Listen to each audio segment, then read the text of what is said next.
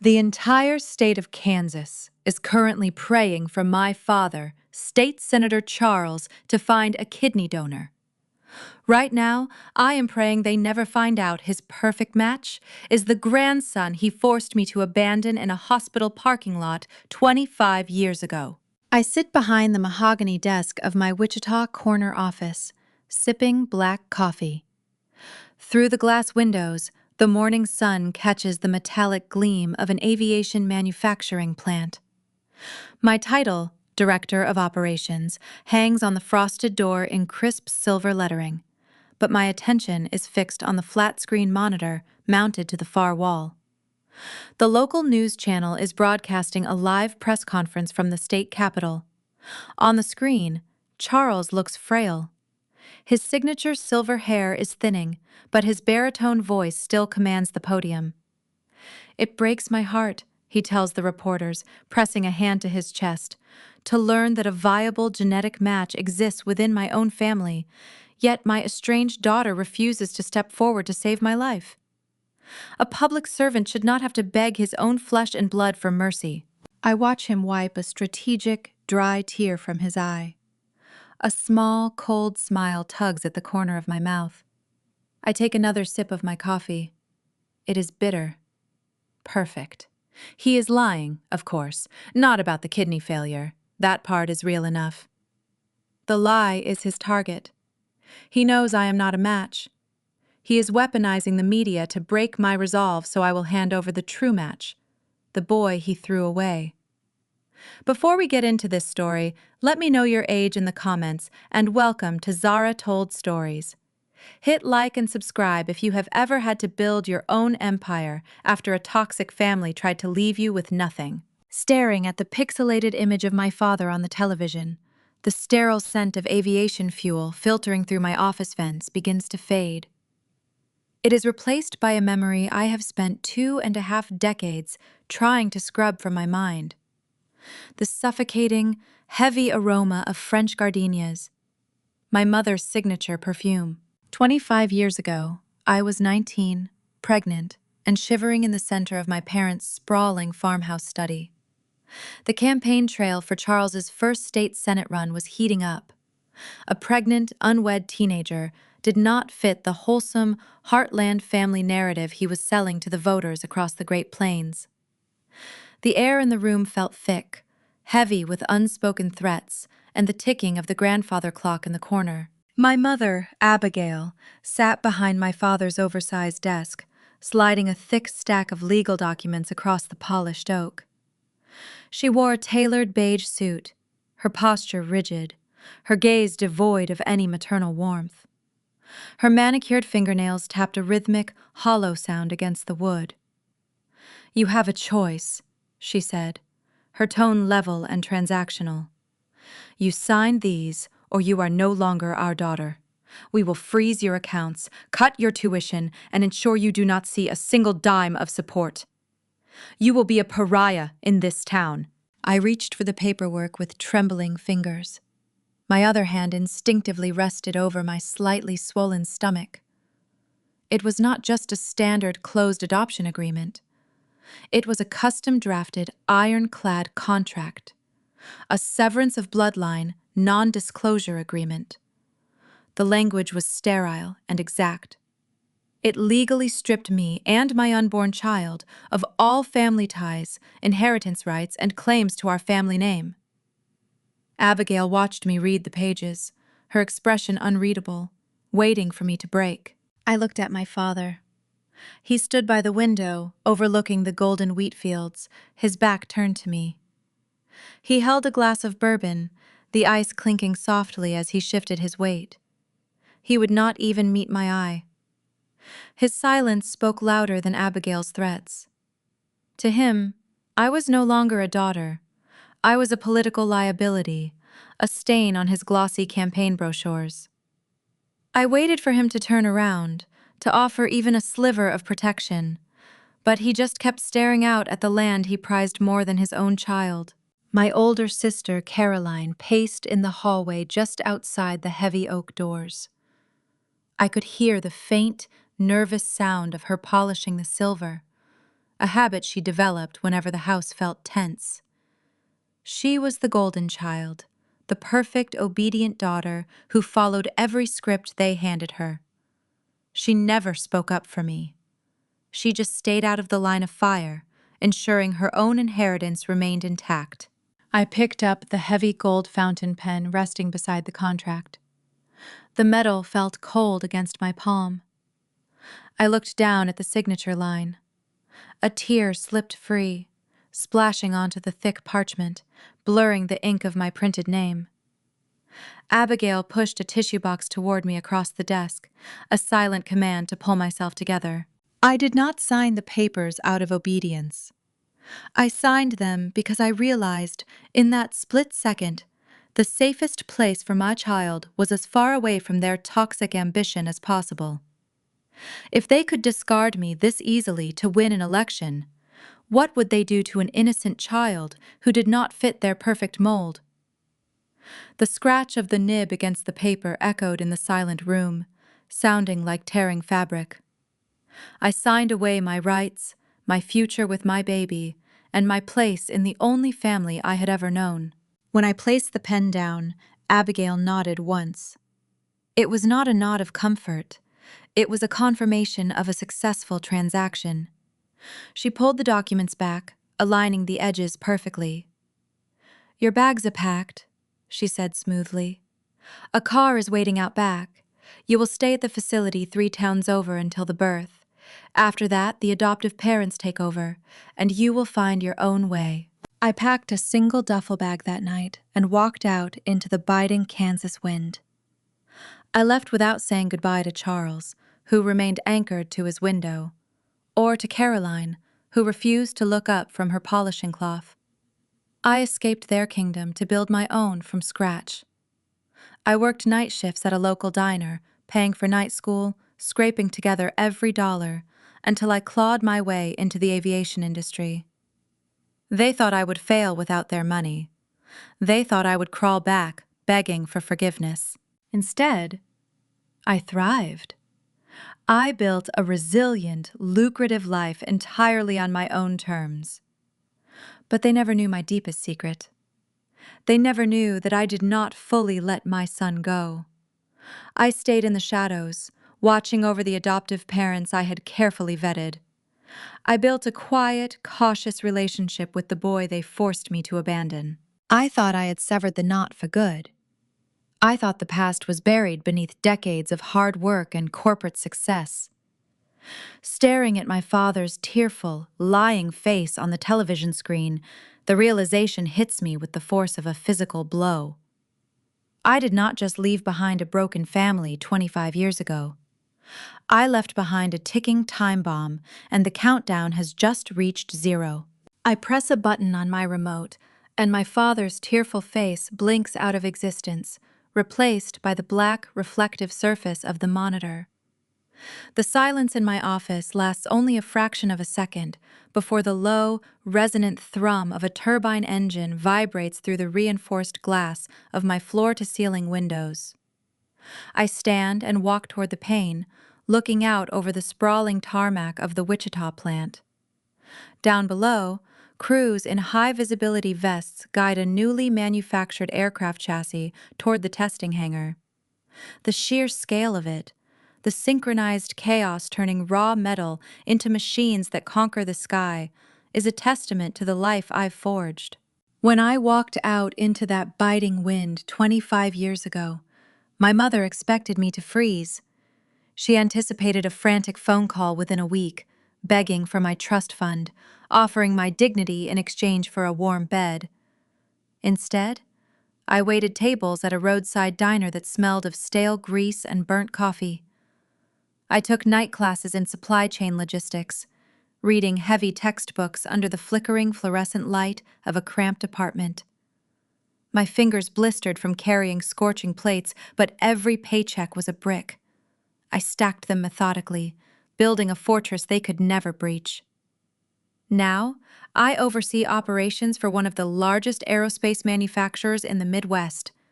I navigate multi-million-dollar contracts, manage thousands of employees, and command respect in boardrooms dominated by men twice my age. I built an empire on the ash they left behind. I turn away from the window and sit back at my desk. My hand traces the polished edge of the lower right drawer. It is the only drawer I keep locked. I slide the small silver key from my pocket, turn the tumbler, and pull it open. Inside, resting on a bed of dark velvet, is a framed photograph. Not a corporate award, not a magazine cover featuring my latest promotion. It is a picture of a young man in a dark blue graduation gown, holding a paramedic certification, grinning brightly at the camera. Ethan. My parents demanded a closed adoption to erase the political liability I carried. They handed me glossy brochures for exclusive state-run agencies, expecting me to vanish quietly and let the system absorb my mistake. But even at 19, stripped of my resources and terrified, I possessed a quiet, calculating defiance. I bypassed their hand-picked lawyers. During my final weeks at the remote birthing facility, I scoured records and pulled strings with a sympathetic social worker. I did not just hand my baby over to strangers. I conducted my own surveillance. I found John and Kathy. He was a high school football coach, and she was a history teacher. Two people whose hearts were vast and uncorrupted by the pursuit of status. I parked my rusted sedan down the street from their modest suburban home, watching them interact with the neighborhood kids. I saw the way John fixed bicycles on his driveway, the way Kathy handed out homemade cookies to teenagers who needed a safe haven. I orchestrated the placement with surgical precision. I ensured my son went to a home where love was a daily practice, not a conditional reward. For the first 18 years, I remained a ghost. I sent anonymous cashier's checks to cover his baseball cleats, his braces, and eventually his college tuition. I monitored his milestones from a safe, sterile distance. But when he turned 18, the closed adoption unsealed, just as I had arranged in the fine print, we met at a quiet cafe in downtown Kansas City. I walked in expecting anger, or at least a deep, lingering resentment. Instead, he slid into the booth, ordered a hot chocolate, and looked at me with eyes devoid of any bitterness. He already knew the broad strokes. John and Kathy had never kept my existence a secret. Since that day, we cultivated a delicate, beautiful ecosystem. I am not Mom. Kathy earned that title with late-night fevers, scraped knees, and endless patience. I am Aunt Mary, a trusted confidant, a mentor, a distant but immovable pillar in his life. My phone chimes on the desk, pulling my gaze away from the photograph. The screen illuminates with a text message. Not a corporate crisis, but a message from Ethan. Just finished a 12-hour shift, the text reads, followed by a grinning emoji. Saved 2 lives and bought a stale donut from the vending machine. Hope you are conquering the corporate world today, Aunt Mary. I smile, tracing my thumb over the glowing text. Ethan is a force of pure, unfiltered empathy.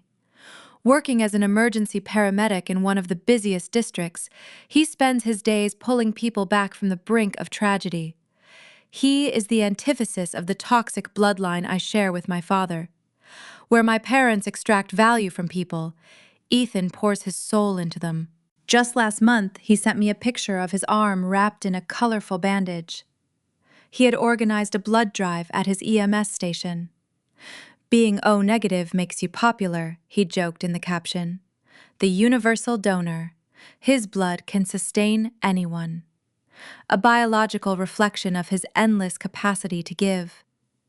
I replied, telling him to drink some juice and rest, feeling that familiar, fierce surge of protective instinct. He has no idea that his genetic makeup, his rare and pristine blood type, is the exact currency my father is currently hunting on national television. Ethan knows the sanitized version of my past. He knows my biological parents were cold, that they forced me out, and that I chose John and Kathy to protect him. but he does not know the true depths of their depravity. He does not know their names, their political affiliations, or the location of their sprawling estate. I engineered it that way. I erected a massive firewall between his bright, hopeful existence and the dark radiation of my biological family. I pick up my phone and type a quick reply. So proud of you, Ethan. Get some sleep. The corporate world is officially conquered for the day. I lock the desk drawer, securing Ethan's smiling face back into the dark safety of the oak desk. I take a deep, steadying breath, preparing to review the quarterly logistics report waiting in my inbox. The flat-screen television remains off. My father's desperate pleas are silenced. I have everything perfectly compartmentalized. My trauma is sealed in the past, locked away behind 25 years of relentless forward momentum. My empire is thriving, built on the solid foundation of my own grit. My son is safe, oblivious to the political vultures circling the skies over the state capitol. But walls, no matter how thick you build them, always have a weak point. You cannot outrun a ghost forever, especially when that ghost shares your DNA. As I reach for my silver fountain pen, the heavy silence of my office shatters. My personal cell phone, the one reserved strictly for emergencies, begins to ring. It is not the familiar cheerful chime of a text from Ethan. It is a harsh, jarring custom melody I have not heard in a very long time. I pick up the device, my heart skipping a slow, dreadful beat. The caller ID displays a number with an area code that makes the blood freeze in my veins. My hometown. The ghost of the Great Plains is no longer content to stay in my memories. The past is breaking through the silence, ready to demand a reckoning. I am sitting at the head of a polished walnut conference table, surrounded by 12 senior executives. We are deep into a heated discussion regarding third-quarter supply chain logistics for a new commercial jet line. The air in the room is thick with ambition, the scent of fresh ink, and the low hum of the central climate control. My personal cell phone rests face down on my leather portfolio. It begins to vibrate. It is not a gentle buzz. It is a sharp, piercing trill, the emergency bypass tone I programmed for critical alerts. The debate around the table falters. 12 pairs of eyes flick toward the device. I flip the phone over.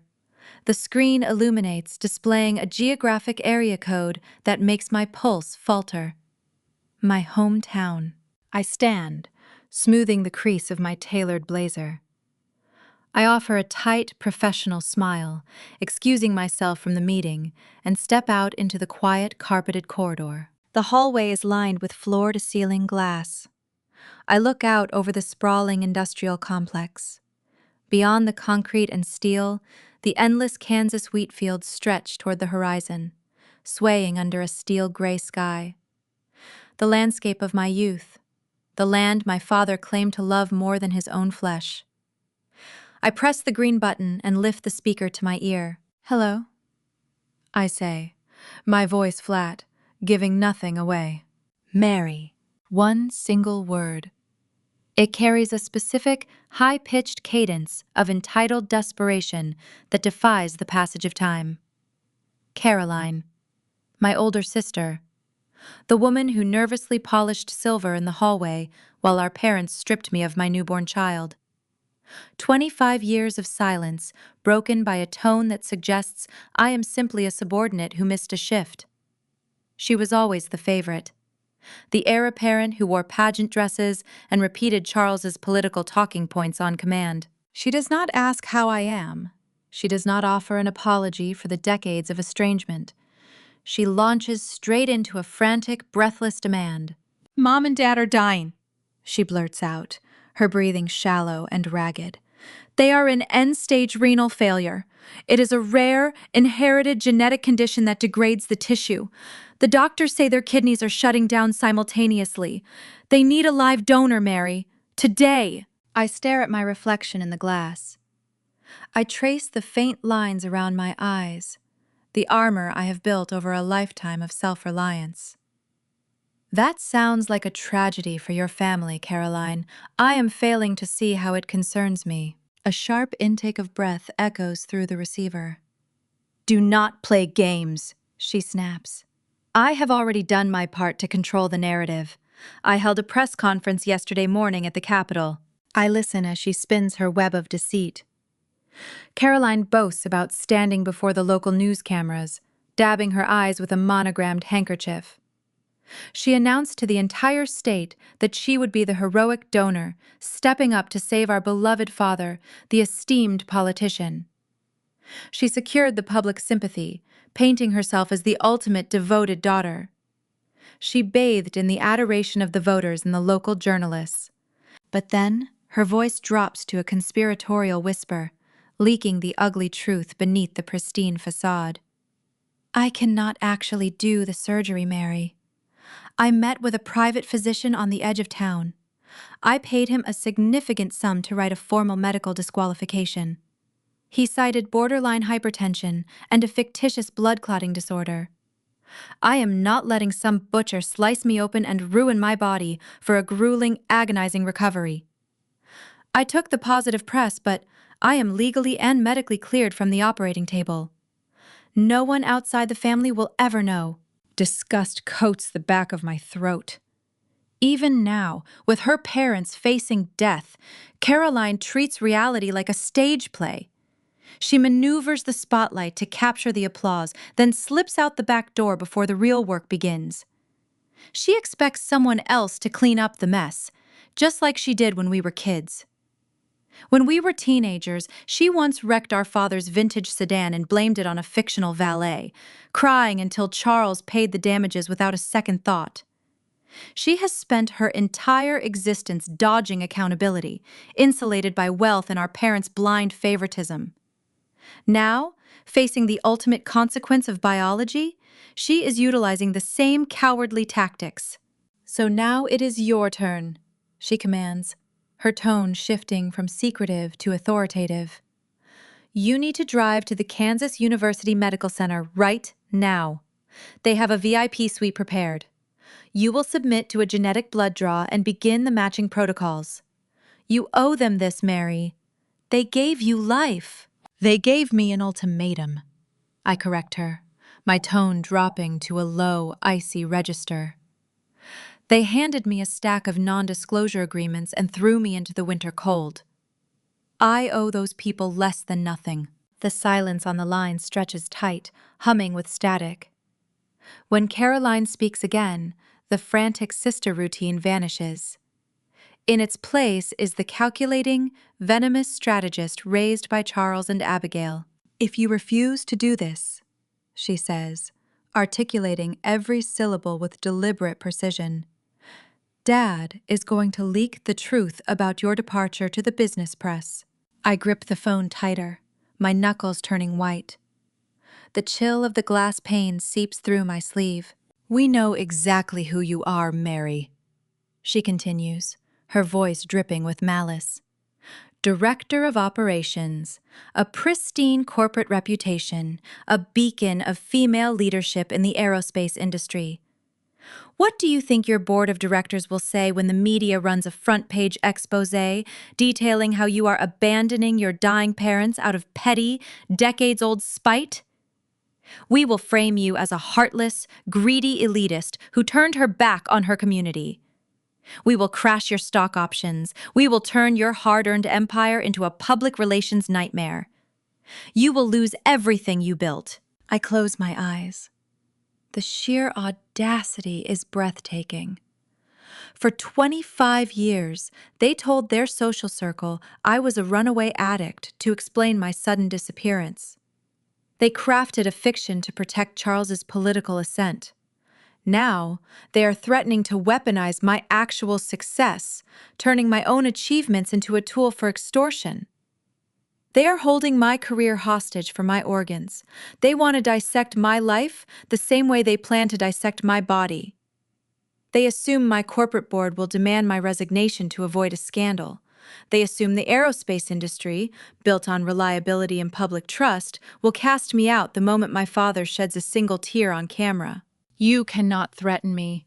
I say, though my heart hammers a frantic rhythm against my ribs. Watch us, Caroline replies, the smugness radiating through the speaker. Dad still has every major newspaper editor in this state on speed dial. You have 48 hours to walk into that hospital. If you do not show up, the story goes live to every major news outlet in the Midwest. The line goes dead. I lower the phone, staring at the darkened screen. The ambient noise of the factory floor seems to fade into a hollow, echoing vacuum. They are backed into a corner, facing their own mortality, and they are lashing out with the only weapon they understand: blackmail, reputation, fear. They expect the terrified 19-year-old girl to crumble under the weight of public scrutiny. They assume I will rush to their bedside, roll up my sleeve, and surrender a piece of my physical body just to maintain the peace.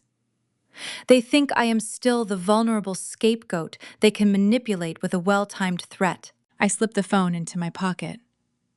My reflection in the glass is sharp, unyielding. The ghost of my past has reached across the state lines, attempting to drag me back into the dark, suffocating farmhouse of my youth. I will not let them destroy the company I spent my adult life building. I will not allow Charles to dictate the narrative of my survival.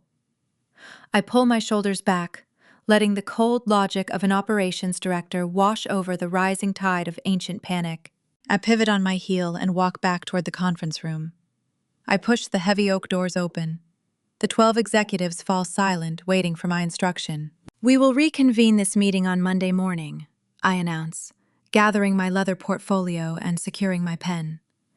An urgent personal matter requires my immediate attention. I am going to drive to the Kansas University Medical Center. I am going to walk into that sterile, expensive VIP suite where my parents are waiting, but I am not going to surrender my body or my dignity. I am going to look the monsters of my childhood in the eye, and I am going to draw a boundary so thick and impenetrable that their extortion will shatter against it. The drive from Wichita to the Kansas University Medical Center takes 2 hours. I spend every minute of that journey encased in the silent, leather-trimmed cabin of my sedan, mentally reinforcing the armor I have spent 2 decades building. I watch the endless expanse of harvested wheat fields blur past my window, the landscape a pale, dormant brown under the overcast sky. It is the same scenery I fled all those years ago, clutching a single duffel bag. Back then, I was a terrified teenager running for my life. Today, I am an executive, driving into hostile territory to neutralize a threat. The hospital complex rises from the flat terrain like a fortress of glass and concrete. I hand my keys to the valet and navigate the labyrinth of the main lobby. The VIP wing sits on the top floor, segregated from the general population by coded security doors and private elevators. When the stainless steel doors slide open, the atmosphere shifts instantly. The chaotic energy of a normal hospital disappears. Here, the corridors are hushed, carpeted in thick gray wool. The overwhelming scent of industrial bleach clashes with the cloying, heavy fragrance of expensive floral arrangements lining the nurse station. It smells like a funeral parlor trying to disguise a crime scene. The charge nurse looks up as I approach. I give her my name, and a flicker of recognition passes through her eyes. The Frank family has clearly made their presence known, demanding exceptional treatment and terrorizing the staff. She points a pen toward the heavy mahogany door at the far end of the hall. Suite 400. I walk down the corridor, my heels sinking into the plush carpet, muffling my footsteps. I do not knock. I simply turn the brushed nickel handle and push the door open. The room is vast, designed to mimic a luxury hotel rather than a clinical recovery unit. Floor-to-ceiling windows offer a panoramic view of the city, but the blinds are drawn halfway, casting long, sharp shadows across the floor. In the center of the room, the illusion of my father's political invincibility shatters into sharp fragments. Charles rests against an incline of pristine white pillows. His skin carries a sallow gray undertone, the vibrant flush of his campaign days drained away by failing kidneys. Yet he clings desperately to his vanity. He wears custom-tailored navy silk pajamas, a pathetic attempt to project State House authority from a hospital bed. Beside him, Abigail sits rigid in a high-backed leather recliner, draped in a gray cashmere shawl. Her hair is perfectly coiffed, her makeup flawless, masking the decay happening just beneath the surface. As I step inside, the digital heart monitor positioned next to my father's bed jumps. The rhythmic, steady beep accelerates into an erratic, frantic flutter. My presence spikes his pulse. He hates losing control, and I am the one variable he has never been able to manage. Caroline stands near the window, clutching a paper coffee cup like a shield. She stiffens, her eyes darting between me and our parents, waiting for someone to hand her a script. Abigail is the first to speak. She does not offer a greeting. She does not ask about my drive. She simply lifts her chin, her gaze tracing the sharp lines of my tailored suit. "You finally decided to grace us with your presence," she says, her tone dripping with practiced condescension. "I told your father it was only a matter of time. You always had a flair for the dramatic, making us wait while you played your little games." I stop at the foot of the bed, resting my hands on the smooth plastic of the footboard. I do not flinch. I let her words hang in the sterile air, analyzing the manipulation rather than falling for it. She is trying to drag me back into the old dynamic, where she dictates the reality and I am expected to apologize for existing. "It has been 25 years, Abigail," I reply, my voice even, devoid of the frantic emotion she is trying to provoke. "That is a rather long game, even for me." She waves a dismissive hand, her diamond rings catching the subdued light. "You made your choices, Mary. You punished this family for trying to guide you. You ran away because we offered you some tough love when you were reckless and out of control. We protected you from ruining your own life, and in return, you gave us decades of silence. But we are willing to let the past go. We are willing to forgive you." The audacity is so pure it is breathtaking. She is rewriting history in real time, attempting to cast herself as the benevolent matriarch and me as the ungrateful prodigal daughter. She is trying to gaslight a woman who spent half her life untangling the psychological knots she tied. My chest tightens. A brief, involuntary physiological response. But I force my breathing to remain deep and measured. I look at her manicured hands, noting a slight, involuntary tremor she is desperately trying to hide beneath the folds of her shawl. "Tough love," I repeat, letting the phrase roll off my tongue like a bitter pill. "You forced me into a closed adoption. You handed me a non-disclosure agreement that stripped me of my own child to protect a Senate seat. You threw me out into the winter cold with nothing. That is not love. That is a calculated transaction, and I am not here to collect your forgiveness." Charles finds his voice. It is raspy, lacking the booming resonance that once commanded legislative halls, but the demanding cadence remains intact. "Your sister told you the stakes," he wheezes, gripping the edge of his silk blanket. "The press is waiting for a statement regarding my treatment plan. You will roll up your sleeve for the genetic panel right now, or your corporate board will read all about your lack of familial loyalty tomorrow morning. We will ruin you."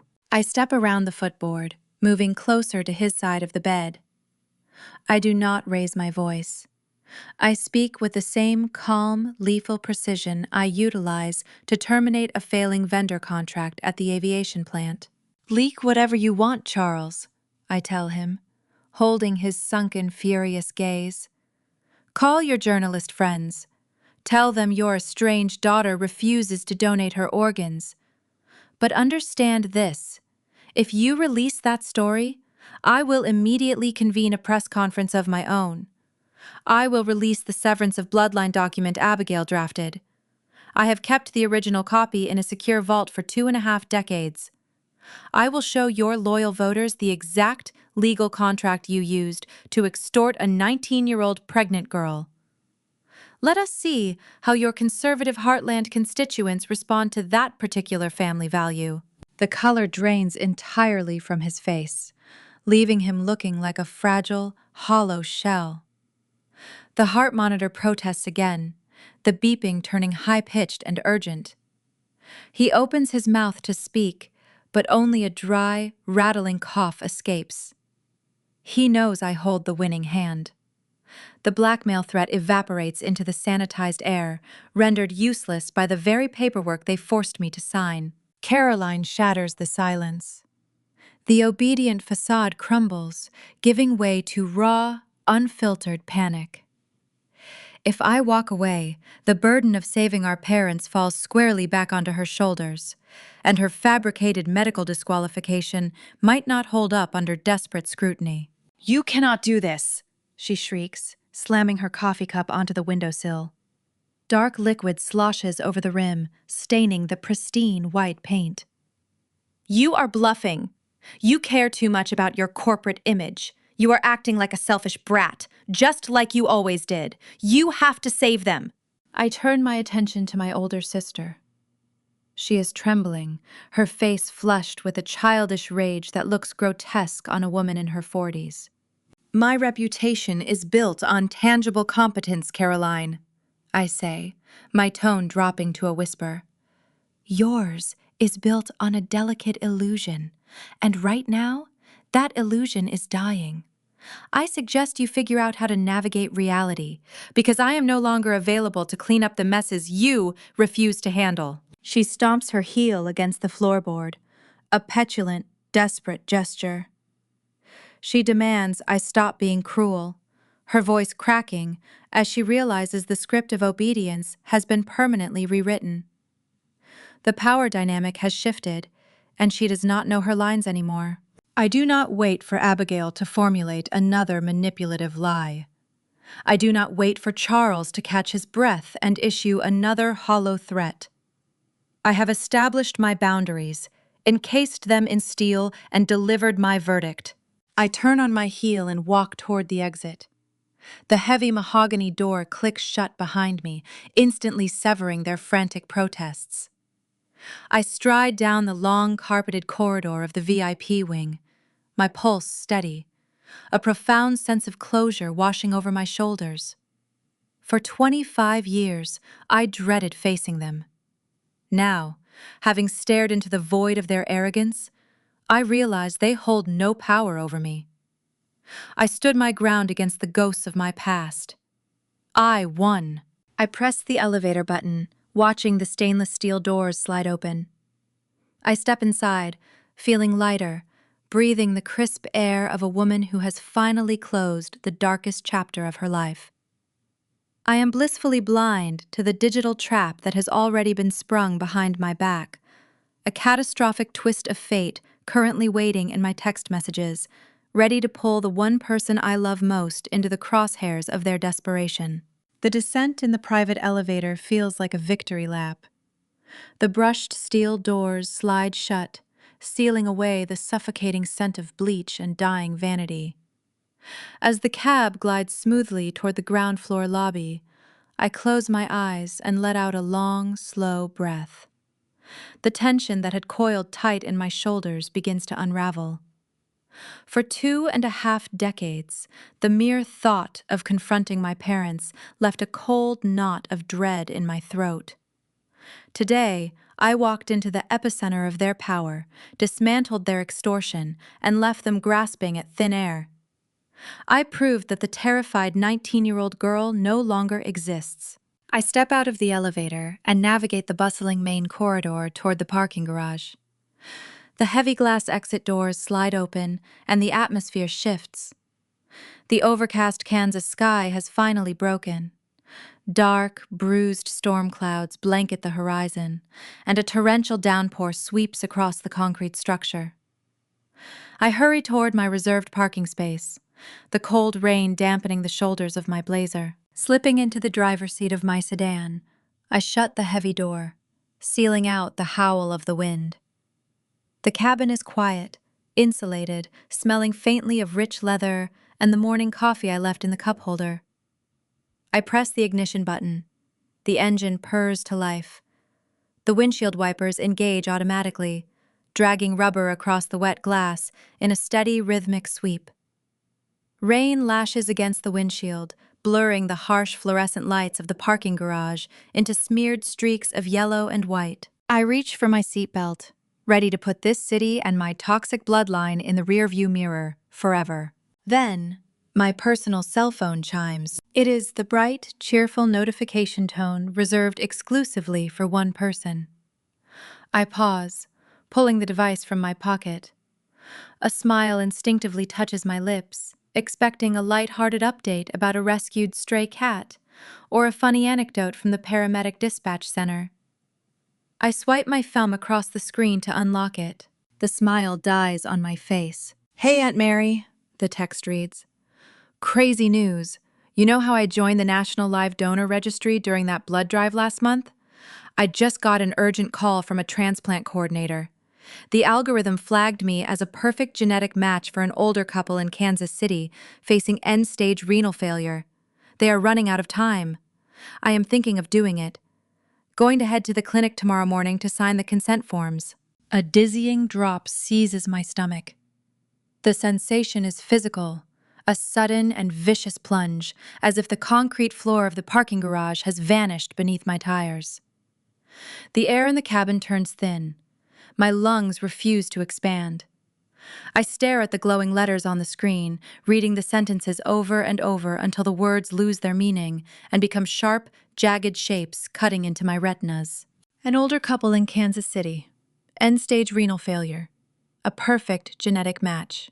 My hands begin to tremble. The phone slips from my fingers, clattering onto the passenger seat. I grip the leather steering wheel, my knuckles turning white, trying to ground myself in reality. This cannot be a coincidence. I have spent my entire professional life mastering logistics, risk assessment, and supply chain mathematics. I understand statistical probability better than anyone in my industry. The odds of my biological son randomly donating blood, joining a national registry, and being blindly matched to the exact grandparents who threw him away are astronomical. It defies logic. It defies science. There are no coincidences. Not when Charles and Caroline are involved. My operational mind kicks into gear, slicing through the panic with cold, terrifying clarity. Up in that VIP suite, Caroline threw a frantic tantrum. She demanded I submit to a blood draw. But underlying her panic was a layer of smug certainty. A backup plan she was desperately trying to avoid using because it carried too much risk. They wanted me to donate to keep the scandal contained. When I refused, they pulled the trigger on their ultimate contingency. I snatch the phone from the passenger seat and dial a secure number. The line rings twice before a gruff voice answers. It is Elias, the head of corporate security at my aviation firm. He is a former intelligence officer, a man who specializes in uncovering corporate espionage and tracking digital footprints. He does not ask questions. He only delivers results. "Elias," I say, my voice tight and urgent over the sound of the rain lashing the windshield. "I need you to run a deep, untraceable background sweep on State Senator Charles and my sister Caroline. Look at their private offshore accounts, their shell companies, their discretionary funds." "What am I looking for, boss?" he asks, the clicking of a keyboard already echoing in the background. "Private intelligence," I tell him, my throat burning.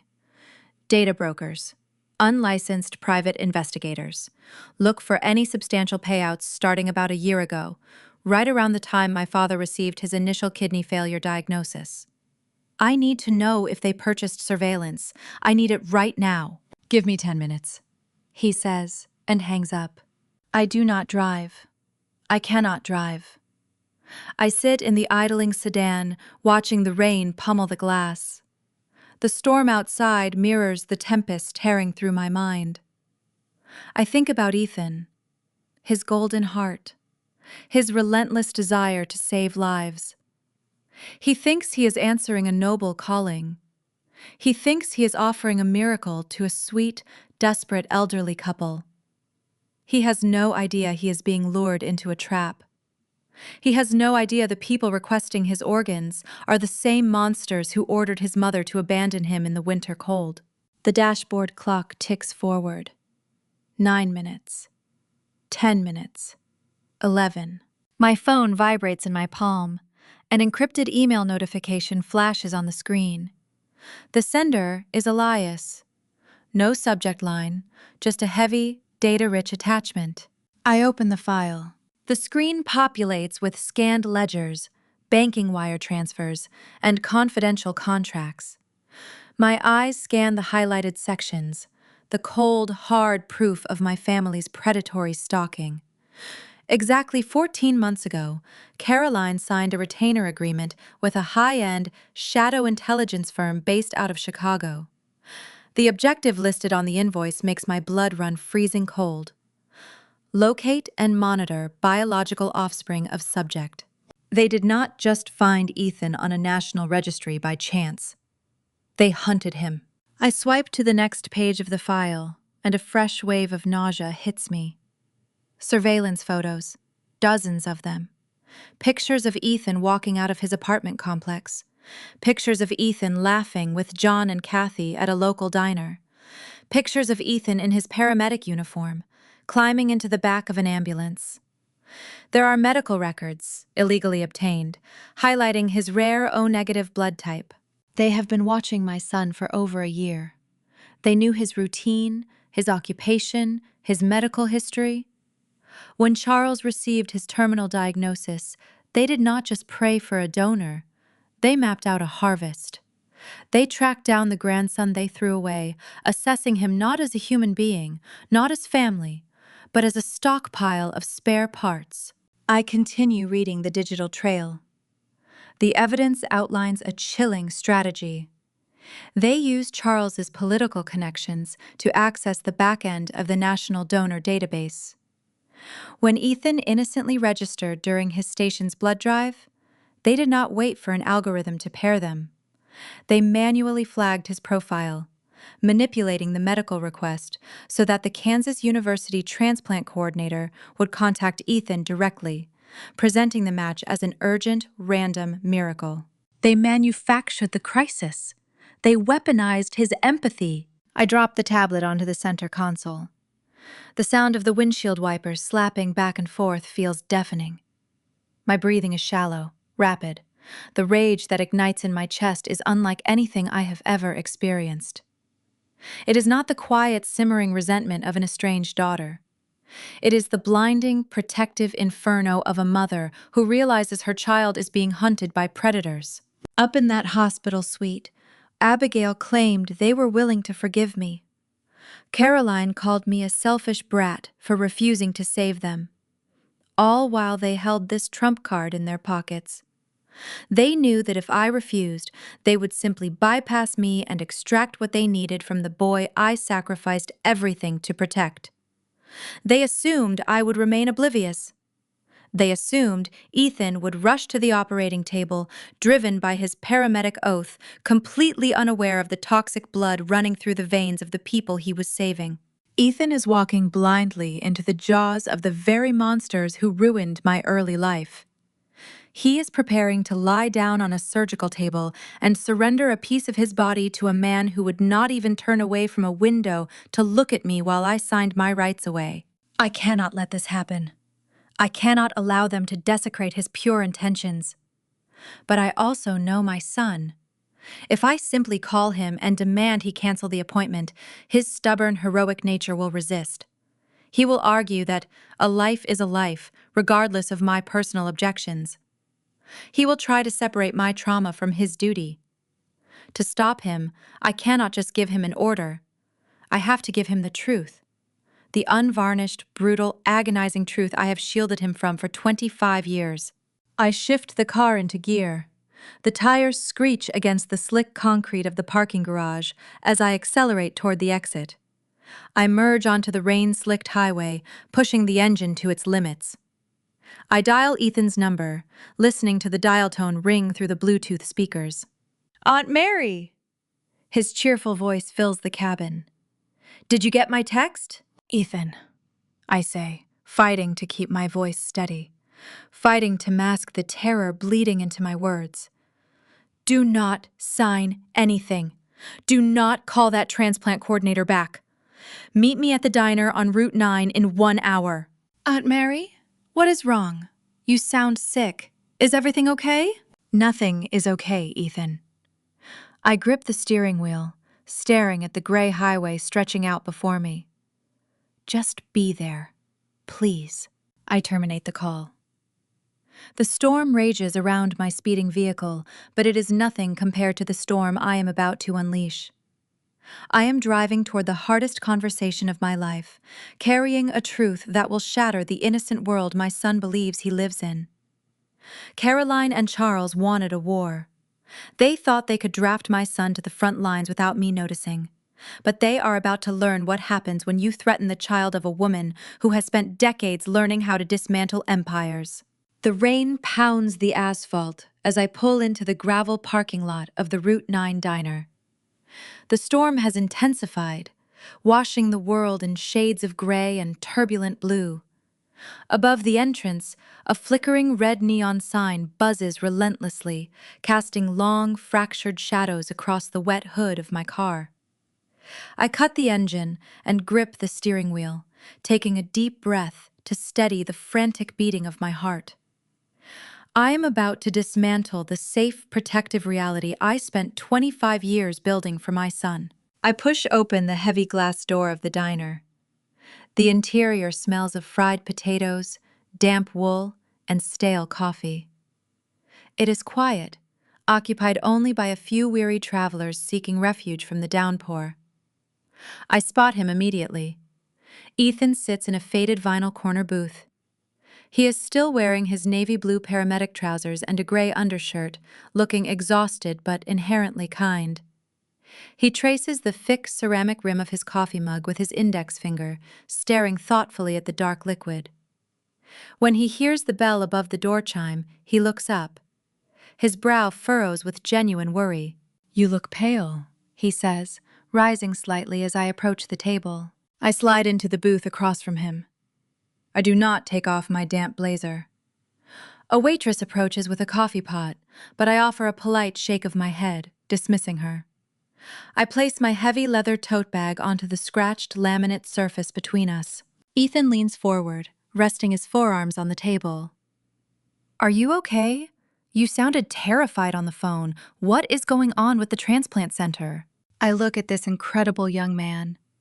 His eyes hold the same deep, empathetic warmth that John and Kathy carry. He was raised by people who taught him to value human life above all else. He is a healer by trade and by nature. Breaking his heart is the last thing I ever wanted to do. "Ethan," I begin, my voice barely louder than the hum of the neon sign outside the window. "For your entire life, John and Kathy and I have told you a very specific version of your adoption. We told you my biological parents were simply unsupportive. We said they lacked the capacity to help a teenage mother, and that I chose to leave to give you a better life." He nods slowly, his expression shifting from worry to confusion. "Right. You wanted to protect me." "We soften the edges," I continue, forcing myself to hold his gaze. "We gave you a sanitized story because you were a child, and you deserve to grow up without carrying the weight of my trauma. But I cannot protect you with half-truths anymore." I reach into my tote bag and pull out the thick manila folder Elias sent me, the intelligence file. I place it on the table and slide it across the laminate until it touches his coffee mug. "I need you to listen to me carefully," I say. "The elderly couple in Kansas City, the ones who need a kidney, they are not strangers. They are my parents. They are your biological grandparents." Ethan stops tracing the mug. His finger freezes on the ceramic edge. He blinks, trying to process the magnitude of the statement. The ambient noise of the diner seems to vanish, leaving only the sound of the rain lashing against the window pane. "What?" he whispers, the word catching in his throat. "They did not find you through a random algorithm," I explain, tapping the cover of the folder. "Open it." He hesitates, then flips the manila cover back. The first page is a surveillance photograph taken outside his apartment complex. The second is a picture of him laughing with Kathy at a grocery store. The third is a detailed, illegally obtained medical profile, highlighting his rare O-negative blood type. Ethan stares at the images. The color drains from his face, replaced by a pallor of creeping horror. He flips through the pages, seeing the banking wire transfers, the receipts for private investigators, the digital footprints of a predatory hunt. "They hired a shadow firm 14 months ago," I tell him, keeping my tone clinical to mask the burning rage in my chest. "Right around the time my father received his terminal kidney diagnosis. They stalked you. They cataloged your routine. They waited for an opportunity. When you innocently registered during your station blood drive, they manipulated their political connections to access the database. They manually flagged your profile and orchestrated the call from the transplant coordinator to make it look like a desperate, random miracle. They manufactured this crisis to weaponize your empathy." His breathing becomes shallow. He looks up from the photographs, his eyes wide and searching. "Why would they do this? Why would they hide who they are?" "Because if they told you their names, you might ask me about them. And if you asked me about them, you would learn what they did." I take him back 25 years. I describe the sprawling farmhouse, the ticking grandfather clock, the oppressive scent of French gardenias. I tell him about my father running for the state senate and how a pregnant teenager threatened his wholesome political narrative. I detail the closed-door meeting. I explain the severance of bloodline document Abigail drafted, a legal contract designed to strip us of our humanity, our inheritance, and our family name. "They gave me a choice," I say, my voice dropping to a harsh whisper. "Sign the paper and disappear, or face financial ruin and total excommunication. They did not care what happened to you. They only cared about the election. I walked out into the winter cold with a single duffel bag to ensure you would never be poisoned by their ambition." I look down at my hands. I realize they are clenched so tightly my fingernails are digging painful half-moons into my palms. Ethan looks at my hands, then up to my eyes. For the first time in his life, he is not looking at Aunt Mary, the polished aviation executive who sends him birthday checks and career advice. He sees the terrified, discarded 19-year-old girl. The deep, agonizing scars I carry are suddenly visible in the harsh fluorescent lighting of the diner. A profound shift occurs across his features. The posture of a trained first responder collapses under the weight of the revelation. The paramedic instinct to save a dying patient wages a brutal war against the grotesque reality of his biological family. He looks down at the surveillance photos again. He sees the invasion of his privacy. He sees the cold, calculating machinery of my parents' survival strategy. "They threw us away," he says, his voice thick with a mixture of grief and rising anger. "They threw you away like garbage, and now they want to carve me up to save themselves." "They view you as spare parts," I confirm. "They do not want a grandson. They want a donor." Ethan pushes the folder away, rubbing his face with both hands. He looks out the window at the rain, his jaw tight, his mind clearly racing through the implications of his oath as a medical professional versus the profound violation he has just experienced. I reach across the table and place my hand over his. "I am not here to dictate your choice, Ethan. You are a grown man. It is your body. If you decide that saving a life supersedes their cruelty, if you want to lay down on a surgical table and give them a piece of yourself, I will respect it. I will stand by your hospital bed and hold your hand through the recovery. But I refuse to let you walk into that operating room blind. I refuse to let them steal your sacrifice under false pretenses. You deserve to know who you are saving. He turns his hand over, lacing his fingers through mine. The warmth of his grip is steadying. He does not offer an immediate answer. The conflict tearing through him requires time to process. He needs to speak with John and Kathy. He needs to reconcile the healer he was trained to be with the hunted prey he has become. I need to think, he says finally, his voice hoarse. I need to go home. Take all the time you need, I reply. I will handle the hospital for now. He nods, sliding out of the booth. He leaves the manila folder on the table, wanting nothing to do with the toxic evidence of his biological lineage. I watch him walk out the glass door, his shoulders hunched against the rain as he jogs to his truck. He looks utterly shattered. As his taillights disappear down the wet highway, the screen of my cell phone lights up on the laminate table. A text message from Caroline. Did you really think I would not track his location? The message reads. I have had a beacon on his vehicle for a month. I know you are intercepting him. If you do not make him sign those medical consent forms by tomorrow morning, I am coming for him directly, and after I secure his kidney, I am burning your aviation company to the ground. I stare at the glowing words. Caroline realizes I am interfering with their harvest. The golden child has shed her delicate facade.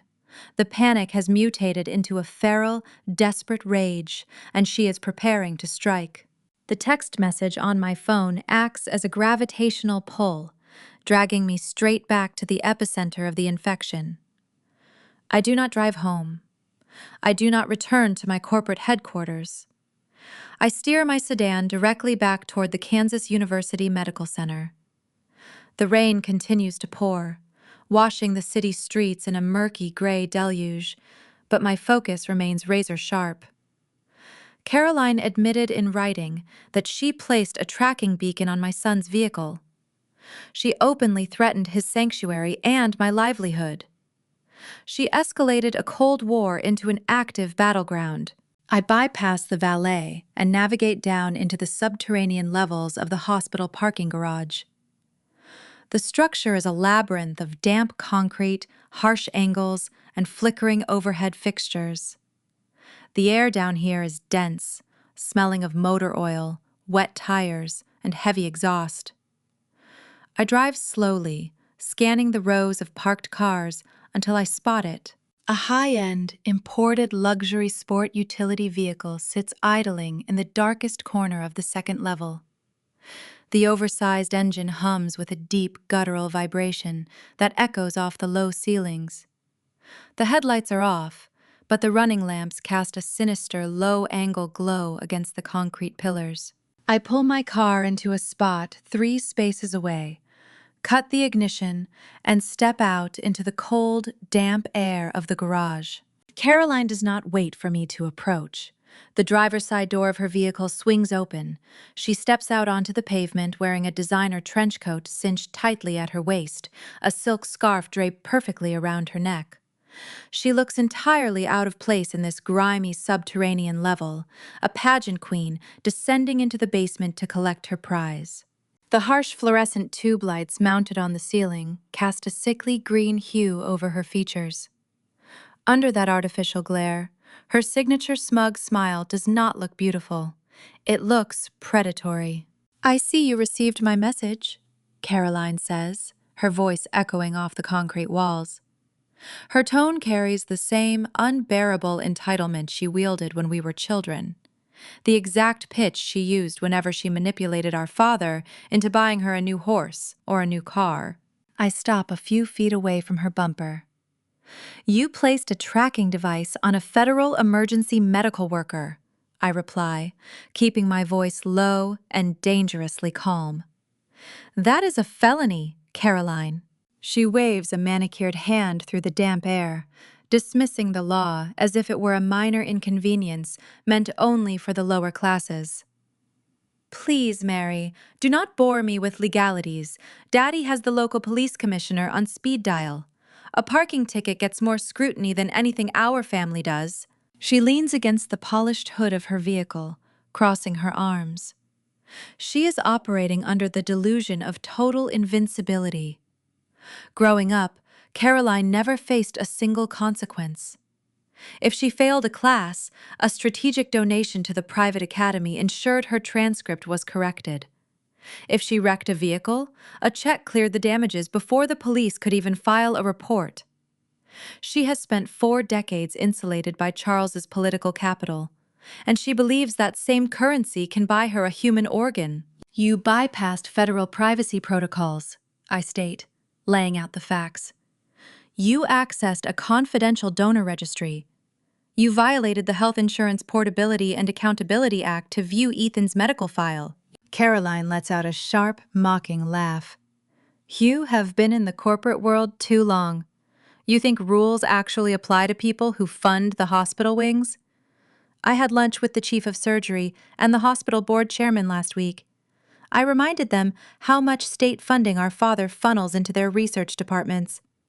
They were more than happy to accidentally leave a secure tablet unattended on a desk while I stepped into the room. Finding the 25-year-old paramedic with O-negative blood was remarkably simple once I knew where to look. She takes a step toward me, the smug smile widening. I know you intercepted him at the diner. I watched the GPS tracker on my phone. Did you tell him the truth, Mary? Did you play the victim? It does not matter. The boy has a hero complex. He is a paramedic. He lives for the glory of saving lives. He is not a boy, I correct her. He is a grown man. And he is horrified by what you are. Her smile falters for a fraction of a second before hardening into a sneer. He belongs to us. He carries our blood. He owes this family his life, because if we had not kept your disgraceful teenage pregnancy a secret, he would have grown up with a ruined mother. You are going to call him right now. You are going to command him to walk into the transplant clinic tomorrow morning and sign those surgical consent forms. I plant my boots firmly on the pavement. I am not commanding him to do anything. Then I will do it myself, Caroline spits, dropping the final remnant of her civilized facade. I will drive this car straight to his emergency dispatch station. I will walk into the bay right in front of his commanding officers and his peers. I will sob. I will tell them how his dying grandfather is begging for mercy. I will publicly shame him. I will brand him a coward who refuses to save a dying public servant. I will humiliate him until the pressure forces him onto the operating table. My chest tightens, the maternal instinct roaring to life inside me. She intends to ambush his sanctuary. She wants to weaponize his coworkers, twisting his noble profession into an instrument of public extortion. And if you try to stand in my way, Caroline continues, her voice rising to a shrill echo in the parking garage, I will destroy your little aviation empire. Dad's political cronies control the zoning permits for your manufacturing plant. We will freeze your expansion. We will initiate a barrage of safety audits that will grind your assembly lines to a halt. We will leak to the business press that you are a vindictive, unstable executive harboring a secret, illegitimate child. Your board of directors will demand your resignation by Friday. You will lose everything you built. She reaches for the handle of her heavy car door, ready to execute her threat. She intends to start the engine, drive to the EMS station, and detonate the bomb she has built. I do not hesitate. I step forward, inserting my physical body directly between Caroline and the door of her luxury vehicle. Move, she snaps, her eyes flashing with sudden startled anger. I do not yield a single inch. I stand taller, utilizing every ounce of the authority I project in boardrooms full of hostile negotiators. We are mere inches apart. I can smell her expensive perfume, the same cloying scent our mother wears, masking the decay of their morality. You think you hold all the cards, I say softly, the quiet intensity of my voice freezing her in place. You think because you can manipulate hospital administrators and local politicians, you can orchestrate the theft of my son's body.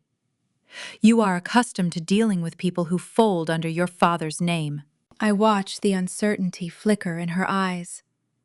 The realization that I am not shrinking, that her threats are bouncing off the armor I forged over 2 decades, begins to unsettle her. Caroline operates under a fatal miscalculation. She views Ethan as an isolated pawn. She sees a 25-year-old kid with a hero complex, separated from his biological roots, an easy target for guilt and manipulation. She does not comprehend the fortress I built around him. She does not know about the people who actually raised him. I make a split-second tactical decision. If she drives to that fire station, she creates a public spectacle that will inflict profound emotional damage on Ethan. I need to redirect her aggression. I need to lure her into a controlled environment where I hold the high ground. You want to negotiate his terms, I state, feigning a slight concession in my posture. Caroline halts her attempt to grab the door handle. Her chest heaves, sensing a potential victory. I want the signed surgical consent forms, she demands. You will not get them by ambushing a fire station, I tell her smoothly. If you humiliate him in public, his defensive instincts will kick in and he will walk away permanently. You need a controlled setting. You need a formal sit-down. She narrows her eyes, studying my face under the sickly green light. When? Tonight, I reply without missing a beat. 7 o'clock. The mahogany room at the Capitol Steakhouse downtown.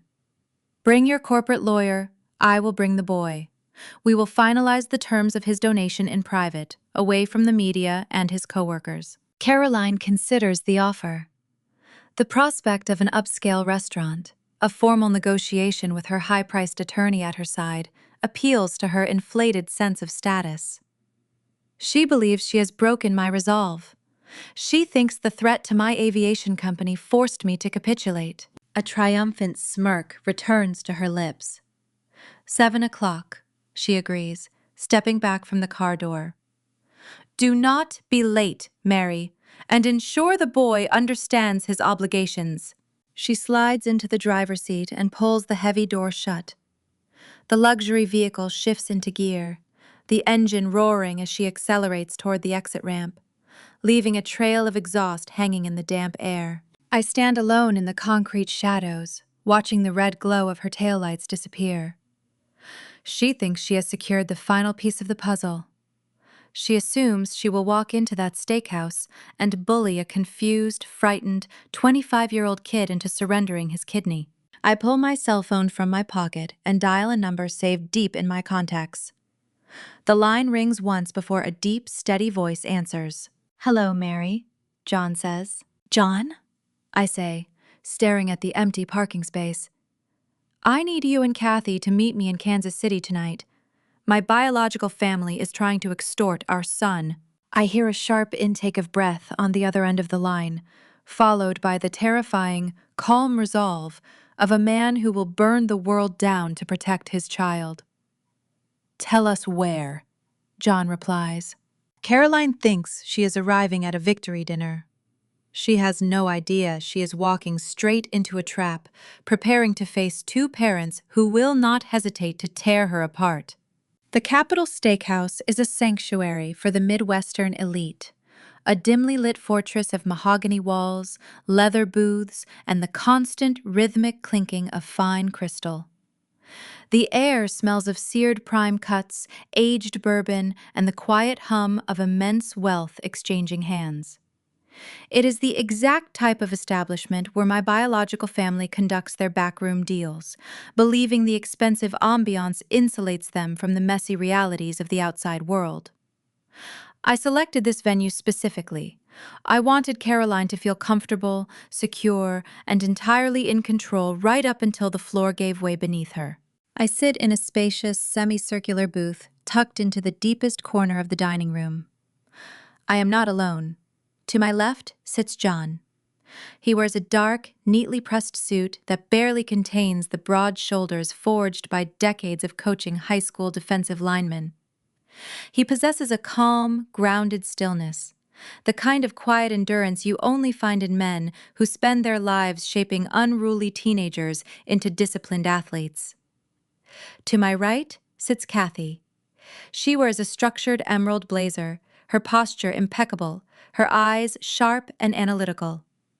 She has spent 25 years teaching advanced placement history, commanding classrooms with nothing more than a raised eyebrow and an unwavering standard of respect. They are kind, middle-class, deeply moral people. They are also fiercely protective parents. When I called them from the hospital parking garage and explained the predatory hunt my biological family had launched against their son, they did not hesitate. They drove straight from their home to downtown Kansas City, ready to stand between Ethan and the vultures circling his life. At exactly 7 o'clock, the hostess guides two figures through the labyrinth of dining tables toward our corner booth. Caroline leads the way. She wears a triumphant, haughty expression, draped in a silk blouse and carrying a designer handbag like a trophy. She assumes she has won. She thinks the threat to my aviation empire broke my resolve, forcing me to deliver a terrified 25-year-old kid to the slaughter. Walking a half step behind her is a man in a bespoke charcoal suit. He carries a polished Italian leather briefcase and surveys the restaurant with the predatory gaze of a high-priced corporate fixer. This is the legal muscle. The man hired to draft the surgical consent forms and ensure the transaction remains legally binding, regardless of the ethical boundaries crossed to secure it. They reach the edge of our booth. Caroline stops. Her triumphant smile falters as she scans the leather seating arrangement. Her eyes dart from me to John to Kathy, and then to the empty space where she expected to find a young, impressionable paramedic waiting for her instructions. "Where is he?" she demands, her voice tight, dropping the pretense of a polite greeting. "Take a seat, Caroline," I say, gesturing to the empty chairs opposite our side of the table. The corporate attorney pulls out a chair for her, his professional veneer masking a flicker of confusion. He sits down next to her, placing his expensive briefcase on the crisp white tablecloth. He adjusts his silk tie and leans forward, addressing John and Kathy with a practiced, patronizing smile. "I assume you two are the corporate counsel Ms. Frank retained for this matter," the lawyer begins, his voice smooth and coated in false charm. "I am Mr. Montgomery, representing the interests of the senator. I have prepared a comprehensive compensation package for your client. We understand the delicate nature of a biological donation, and my clients are prepared to offer a highly lucrative trust fund to expedite the surgical scheduling." Kathy folds her hands on top of the table. She looks at Mr. Montgomery with the exact expression she reserves for a student caught cheating on a final exam. A mixture of profound disappointment and unyielding authority. "We are not attorneys, Mr. Montgomery," Kathy says, her voice ringing clear and steady over the ambient noise of the restaurant. Montgomery blinks, his patronizing smile slipping just a fraction. "Then whom am I addressing?" John leans forward, his massive frame suddenly dominating the space between the tables. He does not raise his voice. He does not need to. The sheer physical density of his presence sucks the air out of the lawyer's lungs. "You are addressing Ethan's parents," John says, "and you are trespassing on our family." The words land like a physical blow. Caroline recoils, her back hitting the wooden chair. The color drains from her face as the dramatic irony of the situation crashes down upon her. She thought she was walking into a room to negotiate a business deal with my legal team. She thought she could wave a checkbook and buy a human organ from a disconnected youth. Instead, she is staring directly into the eyes of the mother and father who actually raised the boy she discarded. She is facing the fierce, unwavering love that replaced the void she and Charles created. "This is absurd," Caroline sputters, her gaze darting toward the exit before snapping back to me. "You promised to bring the boy. You said we would finalize the terms." "I promised to bring the people who dictate the terms of his life," I correct her. Ethan is not a piece of property you can extort. He belongs to them. Montgomery attempts to recover his footing. He clears his throat, reaching for the brass latches of his briefcase. The metallic snap echoes sharply. Now, let us remain professional, he says, attempting to inject corporate dominance back into the conversation. Regardless of the guardianship history, the young man is 25. He is a biological match to a dying public servant. There is a moral imperative here, not to mention a significant financial reward that could secure his future. We are prepared to offer an 8-figure sum if he signs the consent forms tonight. John does not blink. He stares directly into Montgomery's eyes. The lawyer tries to hold the gaze, attempting to project intimidation, but his confidence brittle against John's quiet intensity. Montgomery shifts uncomfortably in his chair, a bead of sweat forming at his temple. The high-priced attorney is accustomed to sparring with other lawyers over profit margins. He has no defense against a father defending his son. "Put your checkbook away," John tells him, his voice low and firm. "You cannot buy what we have built." Kathy reaches into her purse and pulls out a thick manila folder. She drops it onto the center of the table with a heavy thud.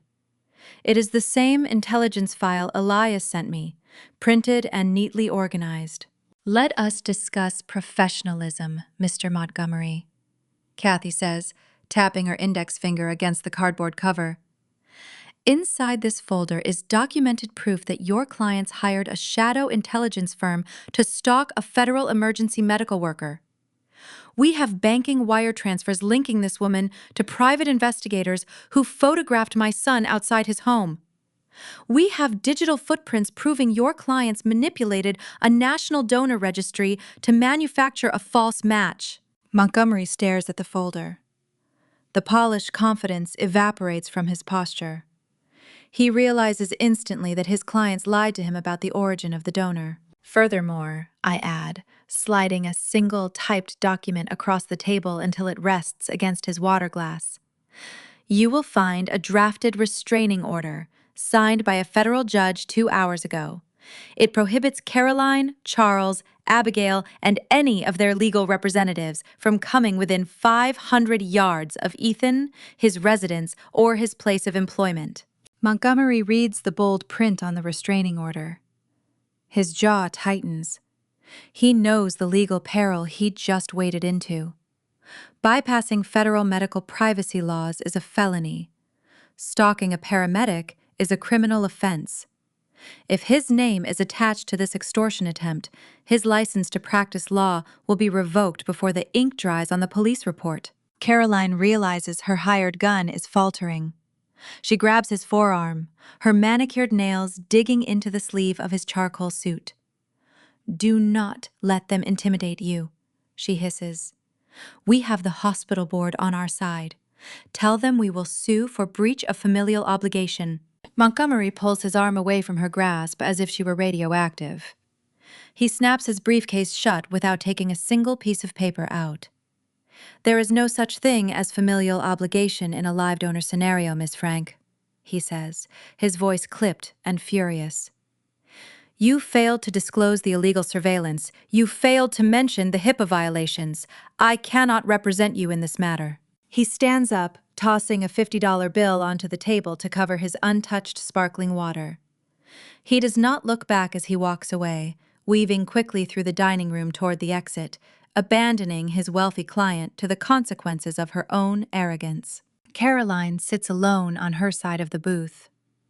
The designer handbag and the silk blouse cannot hide the pathetic, desperate reality of her situation. She looks at John and Kathy, facing the united, impenetrable front of a true family. She looks at me, seeing the woman she thought she could bully, the sister she thought she could break. We dismantled her ambush without raising our voices. "You think this is over?" Caroline whispers, her voice shaking with a feral, cornered rage. "You think hiding behind these people will save you? Dad is running out of time, Mary. If you do not give us the boy, he will not just leak a rumor to the business press. He will freeze every zoning permit your aviation company holds. He will call the governor. He will feed you to the media and frame you as the monster who murdered her own father. He will burn your entire life to the ground. She slides out of the booth, her face twisted in a mask of pure hatred. I do not reply. I let her walk away, watching her navigate the crowded restaurant, a ghost retreating into the shadows. John exhales a long, heavy breath, reaching over to squeeze Kathy's hand. They held the line perfectly, protecting their son with unwavering grace. But as I watch the exit doors swing shut behind my sister, the cold knot of dread returns to my stomach. Caroline's final threat was not empty bluster. Charles is out of options, out of time, and stripped of his legal avenues. A dying politician with nothing left to lose is the most dangerous predator in the world. He is about to deploy the nuclear option, turning the entire state of Kansas into a weapon aimed directly at my throat, forcing Ethan to watch his mother burn in the public square. The weekend passes with a deceptive, hollow quiet. By the time Monday morning arrives, the sky over Wichita is a bruised purple, heavy with the threat of another storm.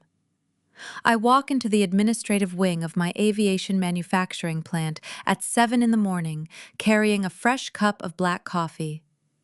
The polished concrete floors echo beneath my heels. I expect a routine briefing on supply chain logistics and assembly line output. I am preparing to navigate the standard operational hurdles of building commercial aircraft. I do not expect the entire executive team to be waiting inside my glass-walled office, their faces drawn and pale. Elias stands near the conference table, holding a stack of legal documents stamped with the bright red seal of the City Planning Commission. My director of public relations paces in front of the window, gripping a tablet as if it might explode.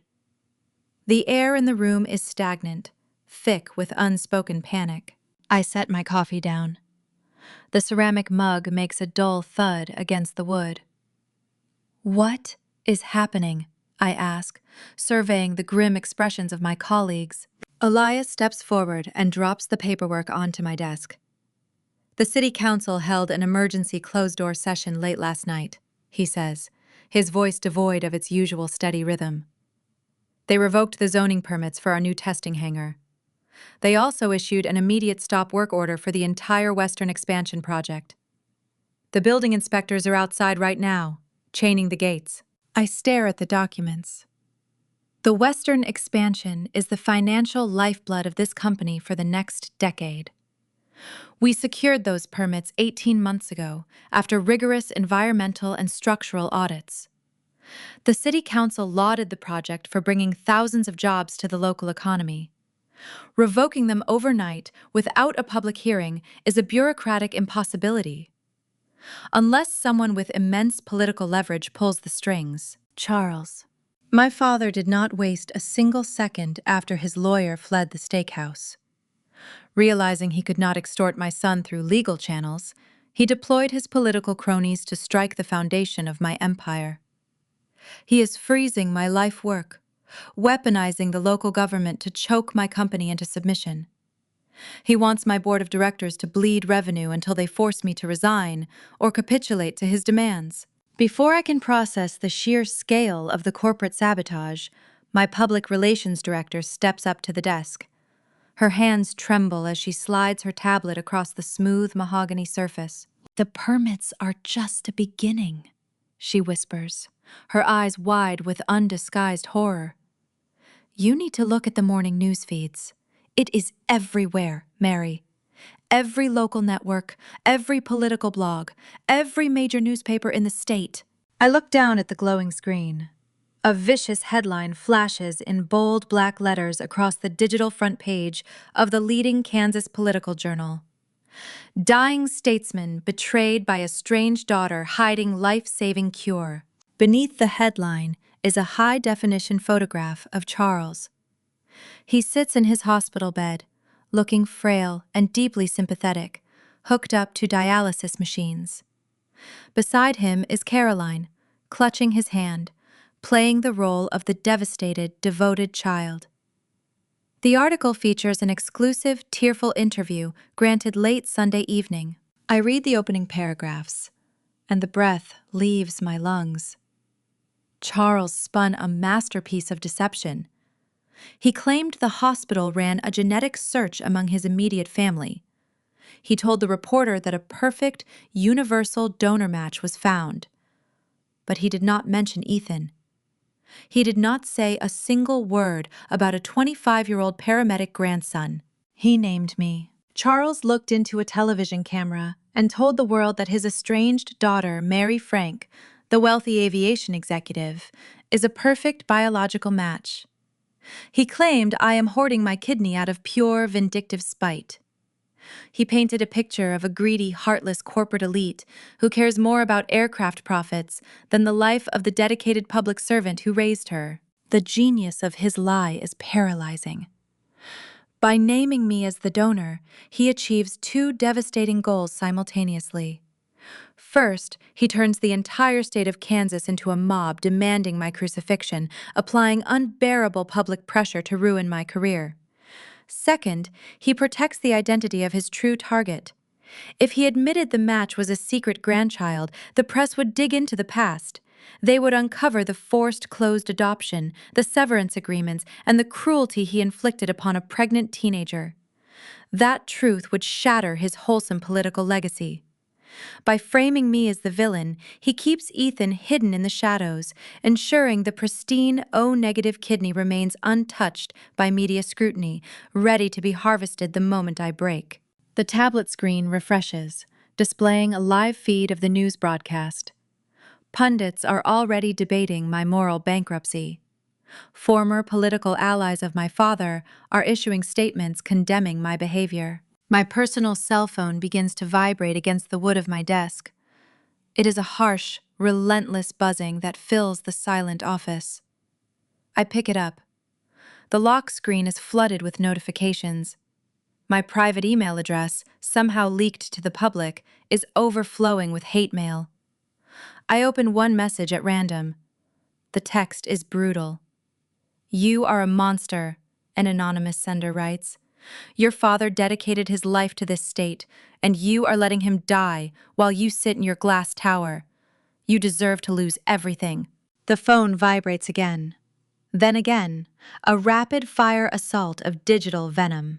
I look up from the screen. Outside my office, beyond the frosted glass partitions, the factory administrative floor is buzzing with hushed whispers. Dozens of my employees, people I hired and trained, are clustered in small groups. They glance toward my door, their expressions a mix of suspicion and dismay. The culture of trust I built over 2 decades is dissolving in real time. My executive team stares at me, waiting for a defense, waiting for a crisis management strategy. I am standing in the center of a burning room, and my own father lit the match. "We need to draft a press release immediately," the PR director urges, her voice cracking. "We need to deny the match. We need to show your medical records to prove you are not compatible.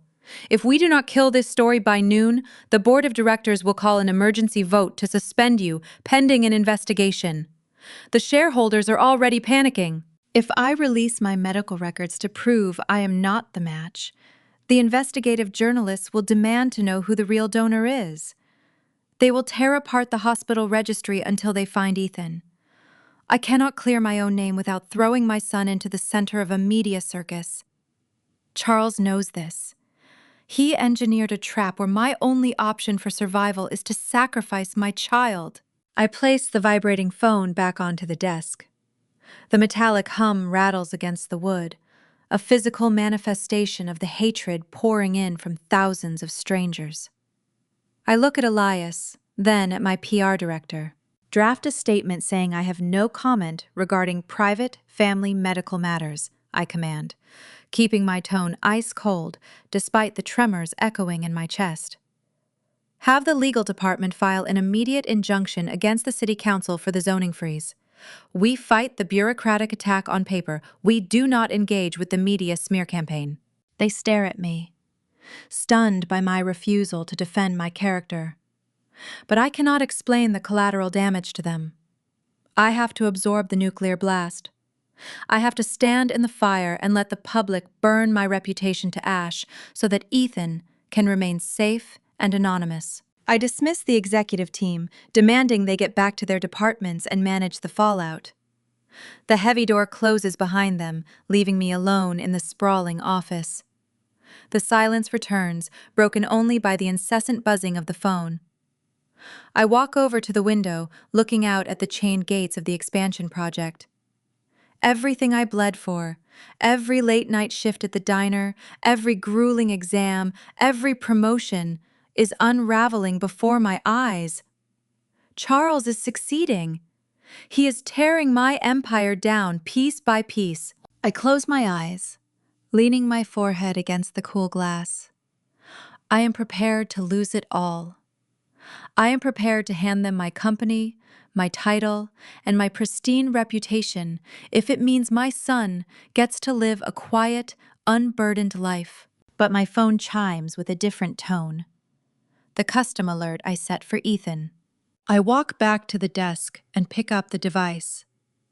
The message is not a cheerful update about his shift. It is a link to the same vicious news article, followed by a single line of text from my son. I am sitting in the EMS break room watching the news, he writes. I see what you are doing. You are letting them destroy you to protect me. My heart stops. I type a frantic reply, telling him to stay out of it, ordering him to let me handle the fallout. I hit send, but the message status remains red, with no response. Ethan is a paramedic. He is wired to rush into burning buildings and pull victims from the wreckage. He spends his life absorbing trauma to shield innocent people from suffering. Watching the mother who secretly protected him for 25 years face a public crucifixion on his behalf violates every code of honor he possesses. He sees the depth of their cruelty. He sees my willingness to lose my entire world just to keep him safe. The noble instinct I cultivated within him, the empathy I ensured he learned from John and Kathy, is suddenly pivoting toward a new target. I watch the small typing indicator bubble appear on the screen, then vanish. He is not going to listen to me. He is not going to sit quietly in a fire station while Charles and Caroline rip my life apart. Ethan is taking matters into his own hands, and I have no idea how to stop him.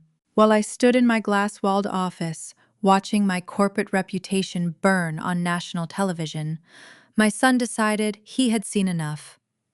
Ethan is a trained first responder. He operates under extreme pressure every single day. When a medical emergency spirals out of control, he does not panic or freeze.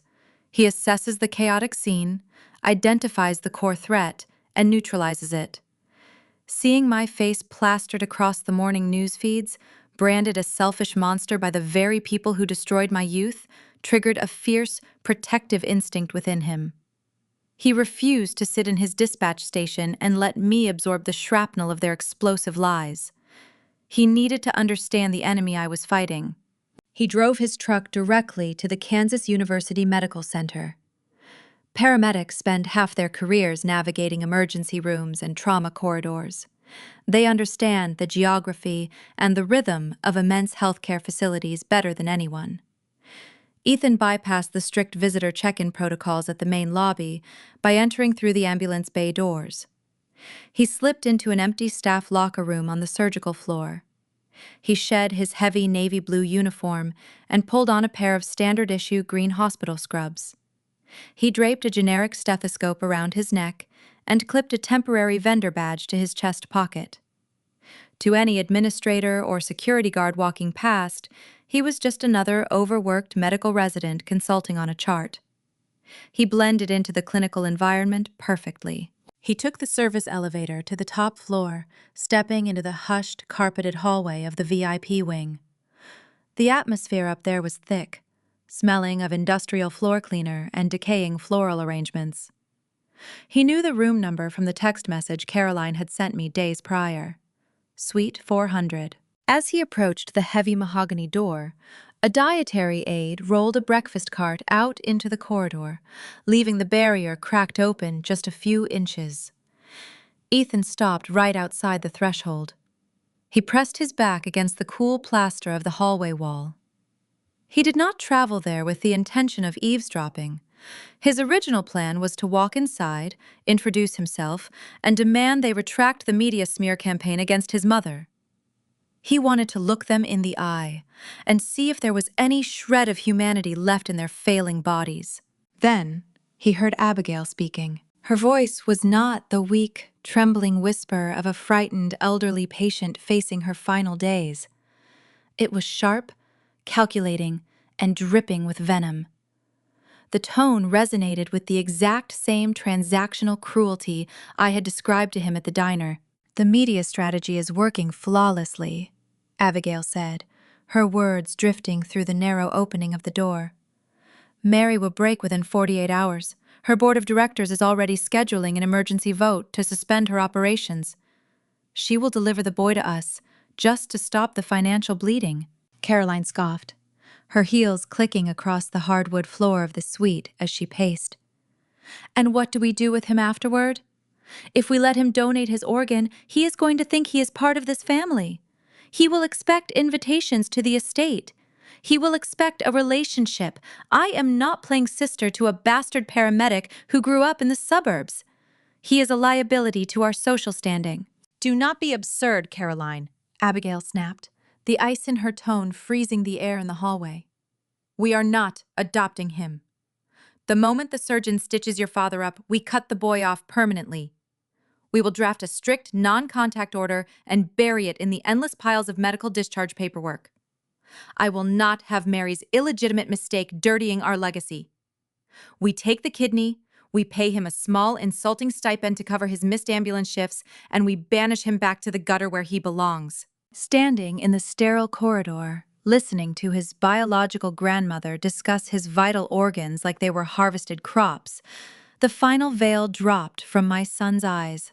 The illusion shattered into jagged pieces. For 25 years, he believed a sanitized version of his origins.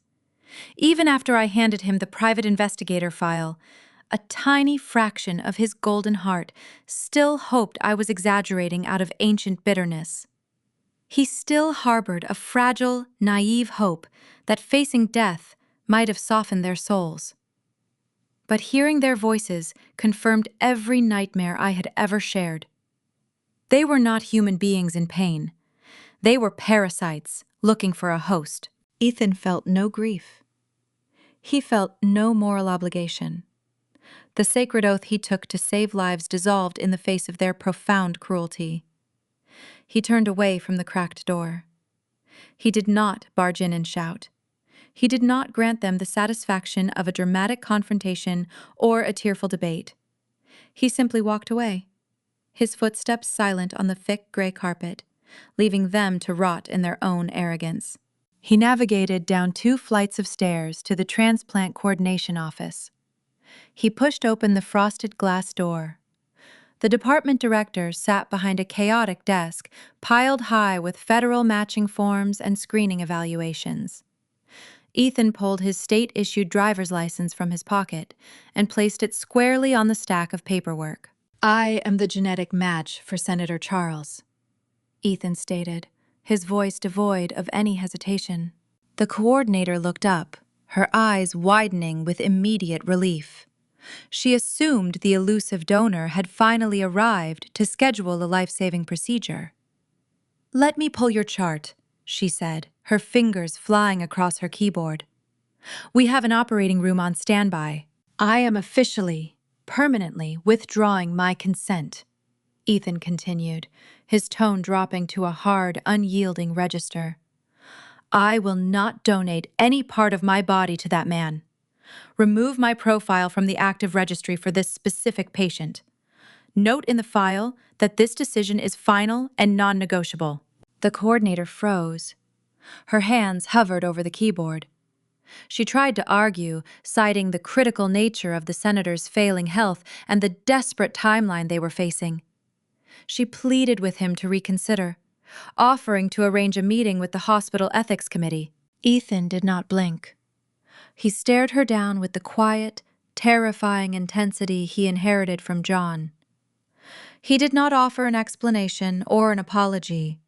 He just waited for her to process the command. The coordinator recognized the undeniable finality in his gaze. She reached for the thick cardboard folder bearing my father's name. She closed the cover. The heavy, decisive snap of the file echoed in the small office, sealing the fate of the Kansas politician. The kidney was gone. The lifeline was permanently severed. Ethan walked out of the administrative suite and navigated back to the employee garage. He climbed into the cab of his truck, pulling the green surgical scrubs over his head and tossing them onto the passenger seat. He pulled his cell phone from his pocket and dialed my private number.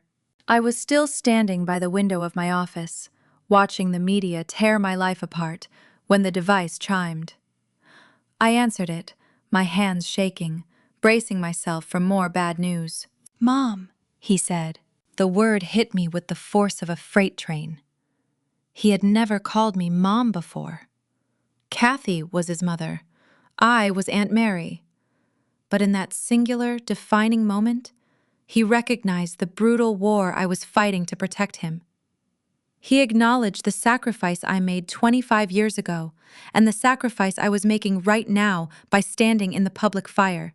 "I went to the hospital," he told me, his voice steady, anchored in undeniable certainty. "I heard them talking. You were right about everything.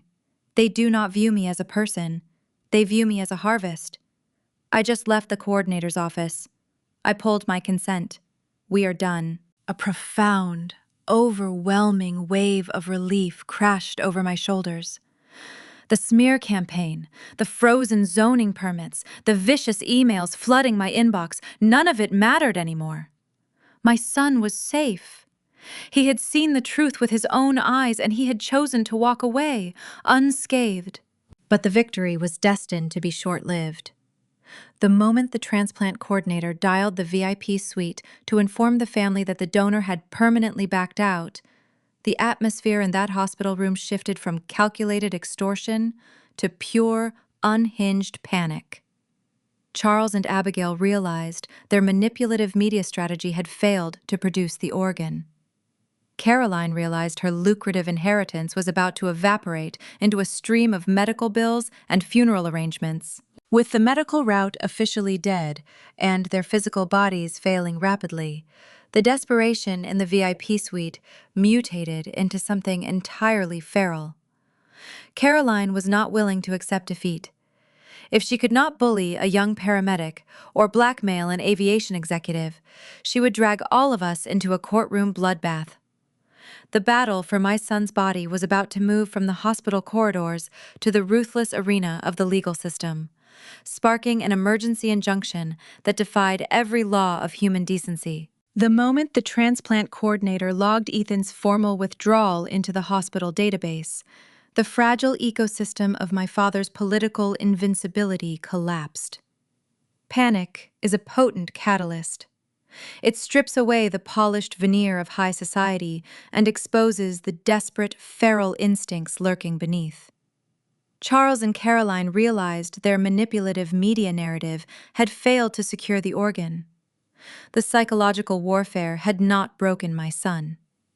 With the surgical timeline evaporating, their response was immediate, utilizing every remnant of power they still controlled to force our surrender. The retaliation began at the aviation plant. 2 hours after Ethan called me, a fleet of white sedans bearing the state seal pulled up to the security gates of my manufacturing facility. A team of stern environmental inspectors and labor auditors marched onto the factory floor, flashing emergency injunction badges. They cited a sudden anonymous tip regarding structural safety violations in our western expansion wing. I stood on the catwalk overlooking the main assembly line, watching the chaos unfold. The inspectors barked orders, forcing my floor managers to power down the heavy machinery. The rhythmic, productive roar of the turbine engines ground to a halt, replaced by the eerie, hollow silence of stalled industry. My executive team swarmed around me, frantic, offering crisis management strategies to appease the state officials. I raised a single hand, silencing them. I watched the assembly line go dark, feeling an overwhelming sense of peace. The medal, the profit margins, the corporate prestige meant nothing. My son was safe.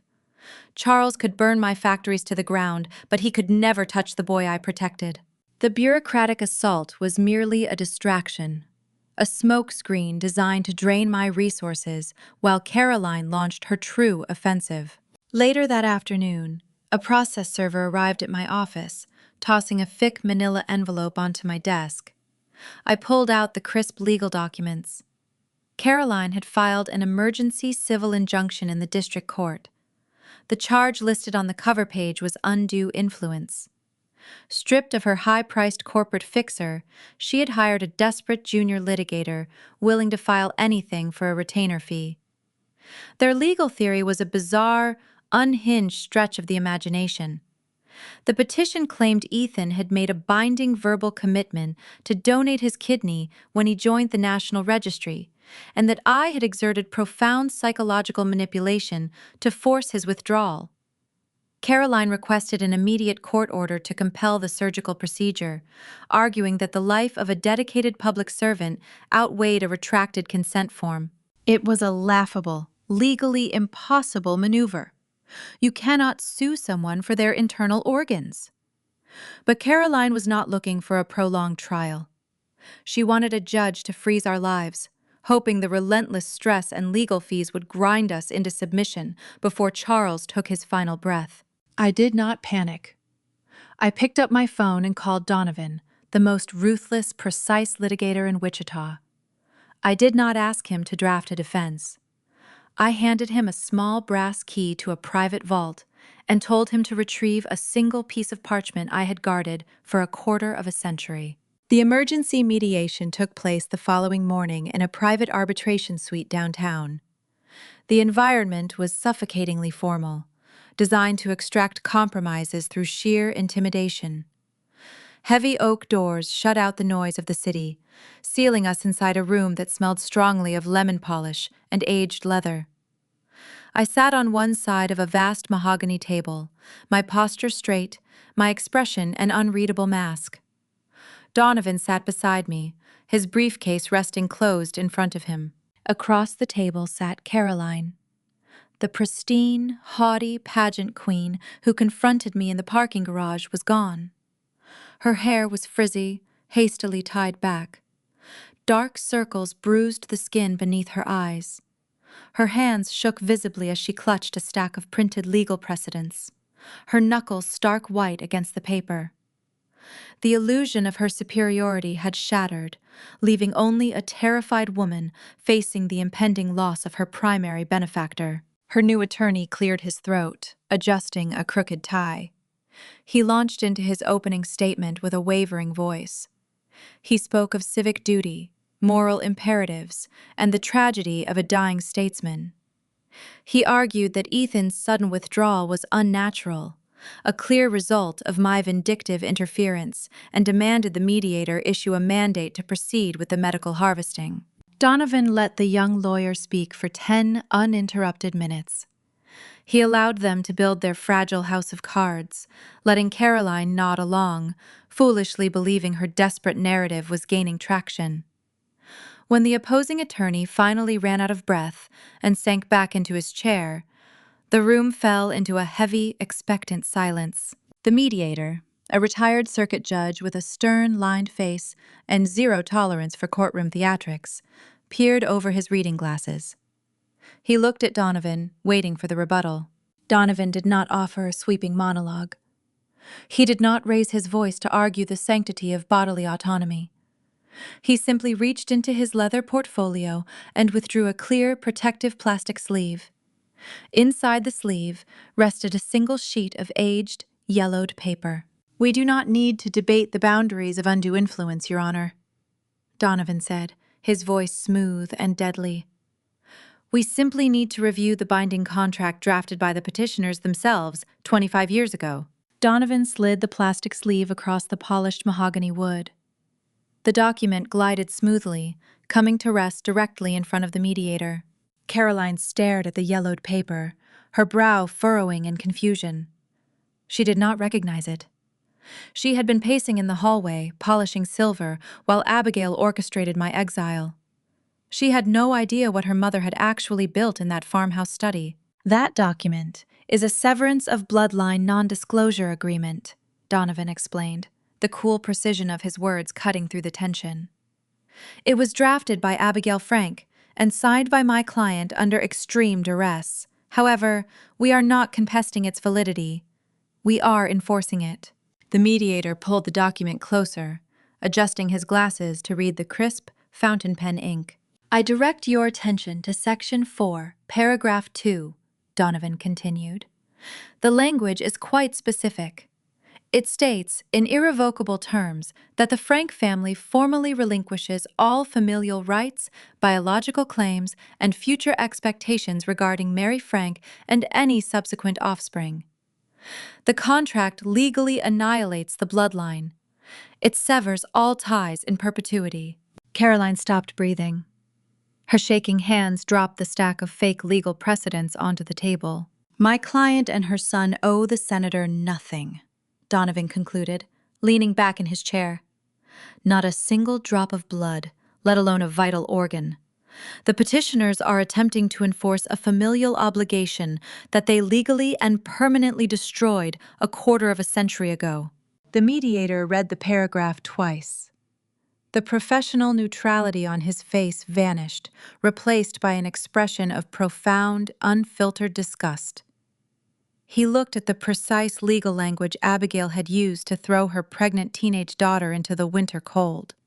He saw the cold, calculated machinery of a family prioritizing political optics over human life. The judge slowly lowered the document, resting his hands on the desk. He turned his gaze toward Caroline and her trembling junior attorney. "This is the most frivolous, abhorrent abuse of the judicial process I have ever witnessed in my 40 years on the bench," the mediator said, his voice dropping to a low, dangerous rumble. "You filed an emergency injunction to harvest organs from a young man your family legally disowned. You wasted this court's time to facilitate a biological theft." "But he is our grandson," Caroline pleaded, her voice cracking, desperation shattering her final shred of dignity. "My father is dying. The paper does not change the genetics." "The paper changes the law, Ms. Frank," the mediator snapped, striking the table with his open palm. The sound echoed off the heavy oak doors like a gunshot. "The legal entity known as your family ends the moment it reaches this young man. This petition is dismissed with prejudice." He turned his fierce glare toward Caroline's attorney. "And if you ever attempt to file a motion like this in my jurisdiction again, I will personally see you sanctioned and reported to the State Bar Ethics Committee for facilitating extortion. Now get out of my sight." The junior lawyer scrambled to gather his files, shoving them into his briefcase without looking at his client. He practically sprinted for the heavy oak doors, eager to distance himself from the toxic fallout. Caroline remained frozen in her chair. She stared at the yellowed parchment resting on the mahogany table. The ink was faded, but the consequence was vibrant and lethal. The realization washed over her features, a devastating wave of poetic justice. The weapon her mother forged 25 years ago to protect the family reputation had just become the impenetrable shield protecting my son. Abigail's own cruelty had sealed her husband's fate. I stood up, buttoning my blazer. I looked down at my older sister. There was no triumph in my chest, only the quiet, steady closure of a door slamming shut forever. I did not offer a parting remark. I turned and walked out of the arbitration suite, leaving her sitting alone in the deafening silence of her own defeat. The legal avenues were officially dead. The corporate blackmail had failed to produce a kidney. The extortion routes were sealed tight behind those heavy oak doors. Charles and Caroline had exhausted every dirty trick, every political favor, and every legal loophole their money could buy. There was nowhere left to run. The smoke and mirrors were clearing, leaving the Frank family to face the one opponent they could never bribe, manipulate, or threaten. Medical reality was finally setting in, and the consequences of their arrogance were waiting at the end of a very short, unforgiving road. The dismissal of the emergency injunction did not merely end a legal battle. It severed the final fraying thread holding the illusion of my father's immortality intact. When the heavy oak doors of the mediation suite closed, they permanently locked Charles and Abigail out of the one sanctuary they believed they could always control. The American healthcare system is an incredibly complex, often flawed institution. But at its highest levels of critical intervention, it possesses a chilling, unyielding objectivity. Without my son serving as their customized captive donor, my parents were thrust back into the general population pool. They were officially placed on the standard waiting list managed by the United Network for Organ Sharing. The National Transplant Registry is a rigid, unforgiving algorithm. It does not factor in your tax bracket, your campaign contributions, or the number of state senators attending your holiday galas. It calculates tissue matching, geographic proximity, time spent waiting, and overall survivability. For two elderly patients suffering from simultaneous aggressive genetic renal failure, the mathematics were brutal and absolute. Their advanced age and rapidly deteriorating physical conditions place them at the very bottom of a national registry containing tens of thousands of desperate names. In the cold, clinical language of nephrology, being placed on that list was not a temporary inconvenience. It was a guaranteed death sentence. I learned later through the hospital gossip network that Charles attempted to deploy his wealth one final time. He ordered Caroline to contact the hospital board of directors, offering a multi-million-dollar endowment to the surgical wing in exchange for priority placement. The board politely but firmly declined. Bypassing federal transplant regulations is a severe federal crime, and no administrator was willing to risk prison to save a fading local politician whose public image was currently imploding. His money was suddenly, terrifyingly useless. The physical decline happened with breathtaking speed. Kidneys act as the filtration system of the human body, and without them, toxins accumulate, poisoning the system from the inside out. The luxurious VIP suite on the top floor of the Kansas University Medical Center transformed from a bustling political command center into a grim, sterile waiting room for the inevitable. The arrogant facade melted away. Charles could no longer wear his custom-tailored silk pajamas. He was confined to a standard hospital gown, his body tethered to a massive, humming machine. The harsh, rhythmic wheezing of the dialysis machine became the only sound in the room. It pumped their blood through clear plastic tubes, filtering out the poisons their own organs could no longer process, offering a temporary, exhausting reprieve rather than a cure. The vibrant, booming orator who once captivated voting districts was reduced to a frail, hollow shell with sallow skin and sunken eyes. Abigail fared no better. The pristine matriarch who wore tailored beige suits and French gardenia perfume lost her meticulously styled hair. The stench of antiseptic bleach overpowered her expensive fragrances. She was trapped in a mechanical purgatory, forced to confront the decaying reality of her own mortality every single day. With my parents incapacitated, the crushing weight of their collapsing empire fell entirely onto Caroline. The Golden Child had spent her entire existence following a script, reaping the financial rewards of obedience without ever shouldering the burden of actual leadership. She was trained to be a wealthy heiress, not a caretaker. As Charles lost his grip on the local government, his political cronies quietly distanced themselves. The sycophants stopped visiting the hospital. The journalists moved on to fresh scandals. Caroline was left isolated in that sprawling, silent suite. The psychological toll fractured her. The pristine illusion she maintained for 4 decades shattered against the cold, unyielding reality of a medical waiting list. She spent her days pacing the hospital corridors, watching the vibrant world carry on outside the windows, while her legacy rotted in bed. One evening, a passing nurse found Caroline sitting flat on the cold linoleum floor of the hallway outside Suite 400. She was weeping uncontrollably, her knees pulled tightly to her chest. Her imported designer shoes were heavily scuffed and ruined from weeks of pacing the harsh hospital tiles. The glamorous socialite was reduced to a terrified, broken woman who finally realized that a lifetime of privilege could not buy another sunrise. I experienced her descent secondhand through the digital answering machine on my private office line. In the days following the dismissed injunction, the flashing red indicator light on my desk phone became a daily occurrence.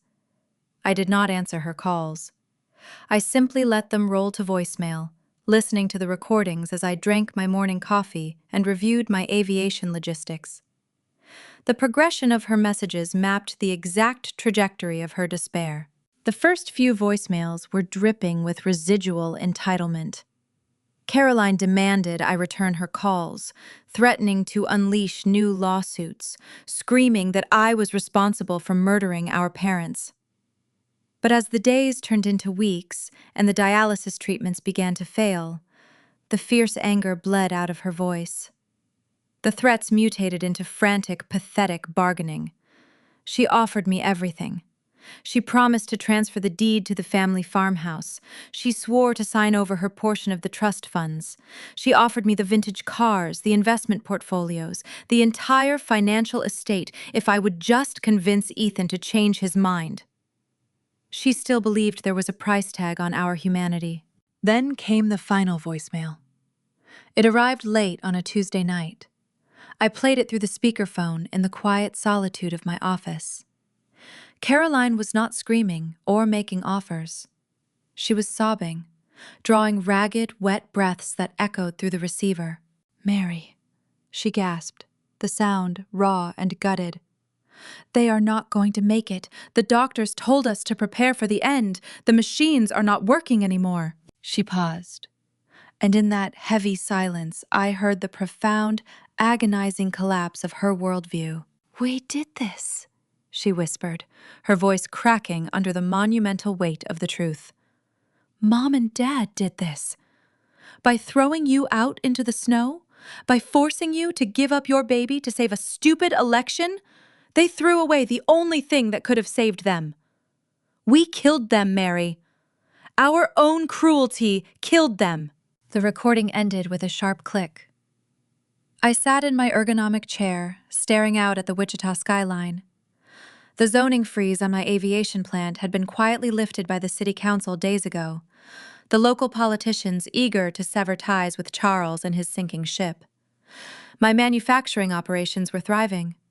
My son was safe, back at his emergency dispatch station, saving lives and living entirely unburdened by the toxic lineage he narrowly escaped. I had won every battle they waged against me.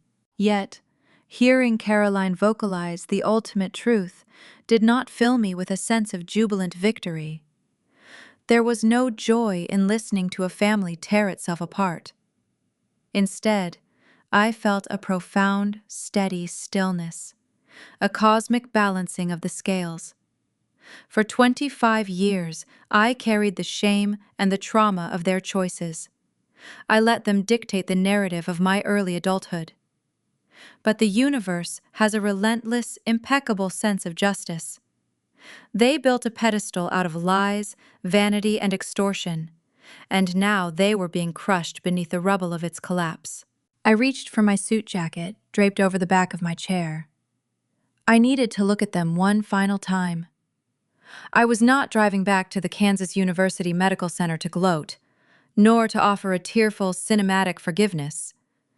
I was returning to that sterile, dying room to deliver the final verdict, to reclaim the last fragmented piece of my soul, and to close the door on the Frank family forever. The drive back to the medical center takes place under a blanket of heavy, starless night. I navigate the winding highways of the city with a steady grip on the steering wheel, my mind entirely focused on the task ahead. I am returning to the epicenter of my childhood trauma, but the paralyzing fear that once governed my every move is gone. It has been replaced by a profound, unshakable tranquility. I park my sedan in the visitor garage and walk toward the main entrance. The crisp night air bites at my cheeks, a sharp reminder of the bitter winter evening 25 years ago when I walked away from my family, carrying nothing but a canvas duffel bag. Inside the hospital, the atmosphere feels drastically altered from my initial visit. The bustling energy of physicians and administrators catering to a powerful politician has evaporated. The lobby is quiet, populated only by a tired security guard and the distant hum of vending machines. I take the elevator to the top floor, watching the digital numbers ascend. When the metal doors slide open, the VIP wing greets me with a haunting silence. The frantic urgency that previously consumed this corridor has vanished. The staff at the nurses' station do not even look up as I walk past. The political circus has left town, leaving behind only the grim reality of terminal illness. I reach the heavy mahogany door of Suite 400. I do not knock. I press the brushed nickel handle down and push the barrier open, stepping into the room that serves as the final chapter for the empire that broke me. The air inside is stagnant, thick with the smell of industrial bleach and rubbing alcohol. The lavish floral arrangements that once decorated the windowsills have withered, their brown petals scattered across the linoleum floor. The room is dimly lit, illuminated only by the sterile glow of medical monitors and the amber streetlights filtering through the half-drawn blinds.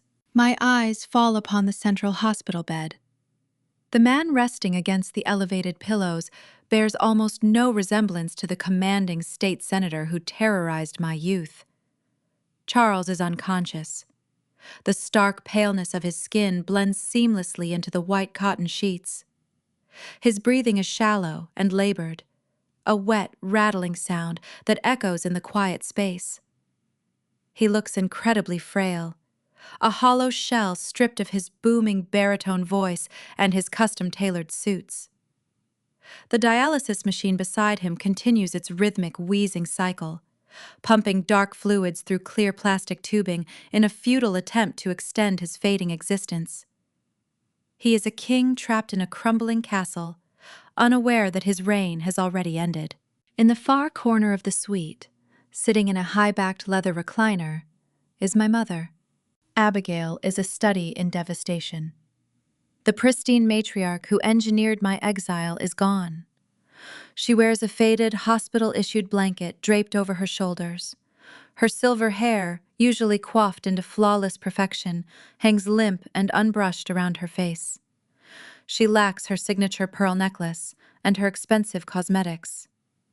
The vanity that defined her entire adult life has melted away, exposing the deep, terrified lines etched into her face. When the heavy door clicks shut behind me, she slowly turns her head.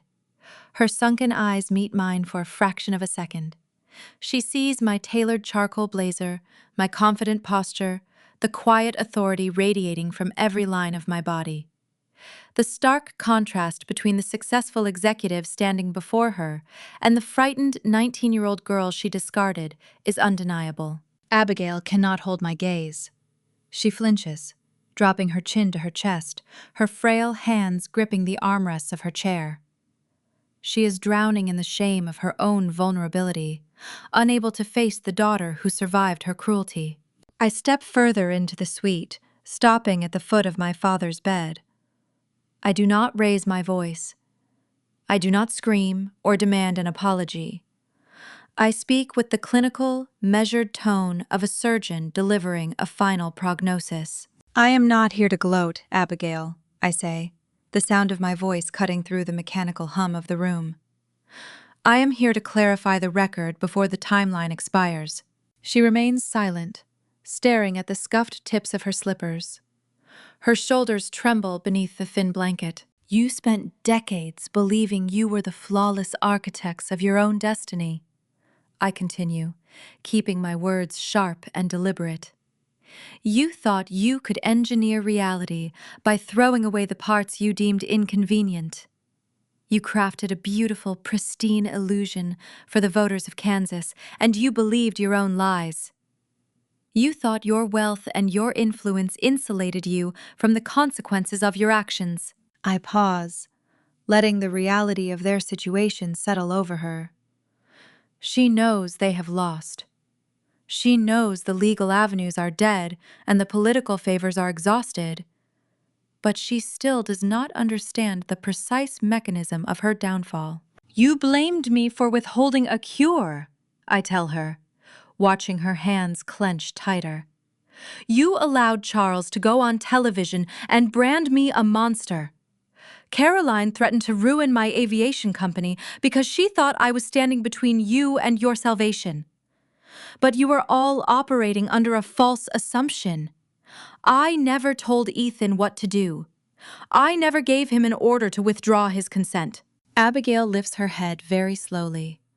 Her eyes are wide, filled with a sudden, desperate confusion. Her lips part, but her throat is too dry to form words. She struggles to comprehend how the ultimate prize slipped through her fingers if I was not the one holding the leash. Ethan is a paramedic, I explain, stepping closer to her chair. He dedicates his life to rushing into burning buildings and pulling strangers from the wreckage. He possesses a level of empathy you could never begin to understand. When he learned the identity of the people requesting his kidney, he did not run away. His instinct to heal was stronger than his anger. He drove to this hospital. He put on a set of green surgical scrubs and walked right up to this very room. Abigail gasps, a sharp, ragged intake of air. The realization that her biological grandson had been mere feet away, ready to offer the ultimate sacrifice, strikes her like a physical blow. He stood right outside that cracked door, I say, pointing a finger toward the mahogany entrance. He was prepared to walk inside, sign the paperwork, and lay down on an operating table to save your lives. But then, you started speaking. I watched the color drain entirely from her face, leaving her skin as pale as the man dying in the bed beside her. Her mind races backward, cataloging every vile, strategic conversation she held with Caroline in this suite. He heard you, Abigail. He heard you planning to extract his organ and discard him like medical waste to protect your precious social standing. He heard you promise to issue a non-contact order the moment the surgeon finished stitching up his grandfather. He heard you call him a liability. A choked, guttural sob escapes her throat. She presses her hands over her mouth, but the sound tears through her fingers. The crushing weight of her own guilt collapses her chest. She realizes the horrific truth. The lifeline was literally at her door, extending a hand to pull them from the abyss, and her own toxic pride severed the rope. You were not defeated by a vindictive daughter, I state, delivering the final verdict with unwavering clarity. I did not sabotage your survival. You destroyed yourselves. You planted seeds of malice and arrogance for 25 years, and now you are choking on the harvest. Your own cruelty stopped his heart from saving yours. Abigail slumps forward, burying her face in her hands. The pristine matriarch dissolves into a weeping, broken shell of a human being. There is no defense left to mount. There are no lies left to spin. She is forced to sit in the suffocating silence of a sterile hospital room, watching the monitors count down the final moments of the empire she sacrificed her family to build. I do not feel the need to comfort her. I do not feel the urge to twist the knife further. The scales are balanced. The ghost of the frightened teenager who signed her life away in a smoky farmhouse study is finally laid to rest. I turn my back on the weeping woman and the unconscious politician. I walk toward the exit, my footsteps steady and resolute. I push the heavy door open and step out into the quiet corridor, feeling the heavy chains of my past dissolve into dust. I leave them to face the inevitable conclusion of their medical trajectory, secure in the knowledge that they can never hurt me or my son again. However, as I step into the brisk night air outside the medical center, my personal cell phone vibrates in my pocket. It is another hateful message from a local constituent who read Charles's fabricated news story. The private war within the hospital walls is won, but the public smear campaign still taints my name across the state. The media still believes I am the monster, hoarding a life-saving cure. The voters still view my father as a tragic martyr betrayed by a greedy corporate executive. I look up at the dark, sprawling sky over the Kansas plains. My family may be neutralized, but my reputation remains heavily scarred by their final desperate lie. It is time to reclaim my narrative. It is time to step into the spotlight, call a press conference of my own, and introduce the citizens of this state to the absolute, unvarnished truth. The cold night air whips across the hospital parking lot, stinging my cheeks, but it cannot penetrate the profound calm settling over my chest. I sit inside my idling sedan, the engine purring softly, while the heater warms the leather cabin. I defeated the monsters within those sterile medical walls, stripping them of their delusions and leaving them to face their inevitable demise. Yet my cell phone continues to buzz against the center console. The digital screen illuminates, displaying a fresh barrage of notifications from furious constituents, misguided voters, and hostile strangers who swallowed my father's televised lies. They still believe I am a heartless aviation executive hoarding a life-saving cure. They still view Senator Charles as a tragic martyr.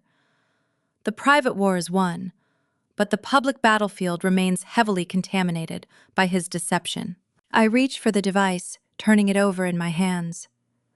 A legacy built on deceit requires a potent antidote.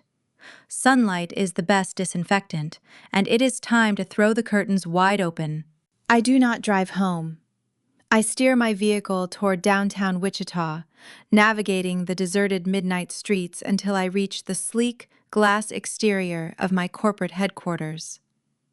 The building is dark, save for the security lights illuminating the perimeter.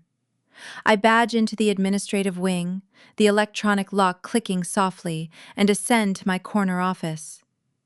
The vast room is quiet, the floor-to-ceiling windows offering a panoramic view of the sleeping city. I switch on a single desk lamp, casting a warm pool of light across the polished mahogany surface. I open my contacts and dial a number I procured years ago during a corporate public relations crisis. It belongs to Valerie Jenkins, the senior investigative editor for the Kansas Chronicle. She is a veteran journalist known for her ruthless pursuit of facts, a woman who built her career dismantling corrupt politicians across the Great Plains. She does not deal in gossip. She demands hard evidence.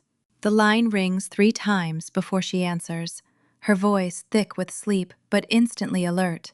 "This is Mary Frank," I state, keeping my tone measured and precise. A brief silence follows. The entire state knows my name right now. I imagine Valerie sitting up in her bed, the journalistic instincts flaring to life. "You are the subject of a very intense news cycle, Ms. Frank," she replies cautiously. "Are you calling to issue a denial?" "I am calling to offer you an exclusive, front-page feature," I tell her. "I possess documented proof that Senator Charles is currently executing a coordinated extortion campaign. I have evidence of illegal surveillance, falsified medical narratives, and a legal contract drafted 25 years ago designed to erase a human being. I am prepared to go on the record. Bring your photographer to my office at dawn." Valerie does not hesitate. "I will be there at 6, she says, and terminates the call. I spend the remaining hours of the night preparing my armory. I retrieve the manila folder containing the shadow intelligence firm invoices, the surveillance photographs of my son, and the digital footprint of the hijacked donor registry. Beside it, I placed the crisp, court-approved restraining order that banned my biological family from approaching Ethan. Finally, I unlock my secure desk drawer and extract the plastic sleeve holding the severance of bloodline non-disclosure agreement. I arrange the 3 exhibits across the mahogany wood, a chronological map of profound betrayal and predatory greed. When the sun begins to breach the horizon, painting the Kansas sky in streaks of bruised purple and dull gold, Valerie Jenkins steps into my office. She is accompanied by a silent, focused photographer hauling heavy equipment bags. Valerie wears a sharp charcoal blazer, her notepad already open, a digital recorder resting in her palm. She surveys the room, taking in the pristine, meticulously organized environment, a stark contrast to the chaotic political circus surrounding my father. We take our seats. The photographer begins setting up lighting umbrellas, adjusting lenses to capture the gravity of the moment. "Walk me through it," Valerie instructs, pressing the record button. I begin at the beginning. I do not let emotion fracture my voice. I deliver the facts with the clinical precision of an aerospace engineer explaining a structural failure. I detail the suffocating environment of my childhood, the relentless pressure to maintain the pristine family image, and the terrifying reality of an unexpected teenage pregnancy. I slide the yellowed parchment across the desk. Valerie reads the severance of bloodline document. Her eyes widen as she absorbs the cold, exact legal terminology Abigail used to strip a pregnant 19-year-old of her humanity. The photographer steps forward. A bright, blinding flash of white light fills the room, capturing the undeniable signature of my mother at the bottom of the page. The soft click of the camera shutter punctuates the heavy silence. I move to the next exhibit. I explain how I built my aviation empire from nothing, how I ensured my son went to a loving home, and how I remained a distant, protective guardian for 2.5 decades. Then, I open the intelligence file. I show the seasoned journalist the banking wire transfers, the illicit medical profiles, and the surveillance photographs. Valerie traces the dates on the invoices. "They tracked a paramedic," she whispers, her professional neutrality cracking under the weight of the revelation. "They hunted an emergency responder because they knew his blood type." I hand her the final document, the restraining. I explain how Charles went on television and named me as the matching donor, deliberately absorbing the public backlash to protect the identity of his true target. I detail the corporate sabotage, the frozen zoning permits, and the desperate attempts to destroy my livelihood to force a surgical extraction. The photographer circles my desk, the flash illuminating the stark, undeniable evidence resting on the mahogany surface. The light bounces off the frosted glass door bearing my title, capturing a portrait of a woman who refused to yield to extortion. I conclude the interview by recounting Ethan's visit to the hospital corridor. I describe how my brave, empathetic son overheard his biological grandmother plotting to discard him the moment the operation concluded, and how he bravely walked away, withdrawing his consent permanently. Valerie turns off her recorder. She looks at the documents, then at me. Her expression is a mixture of awe and profound disgust directed at the sitting senator. "This is not just a scandal, Mary," she says quietly. "This is the annihilation of a political dynasty." The story requires time to verify, to run the documents through legal channels, and to prepare the layout. I spend the rest of the week managing my manufacturing plant in total silence, ignoring the lingering hostility from the public. I am standing in the eye of the hurricane, waiting for the winds to shift. Sunday morning arrives with a crisp, clear chill.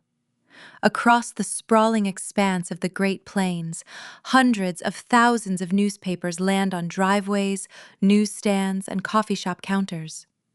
At the exact same moment, the digital edition goes live on every major platform in the state. I sit at my kitchen island, holding a steaming mug of tea, and look down at the physical copy delivered to my door. The bold, undeniable headline spans the entire front page. A senator's betrayal. The secret grandson hunted for spare parts. Beneath the towering black letters is a striking photograph of the severance of bloodline document, the harsh legal text exposed for the world to read. Adjacent to it is a portrait of me sitting in my pristine aviation office, looking directly into the camera with unwavering resolve. The article is a masterpiece of investigative journalism.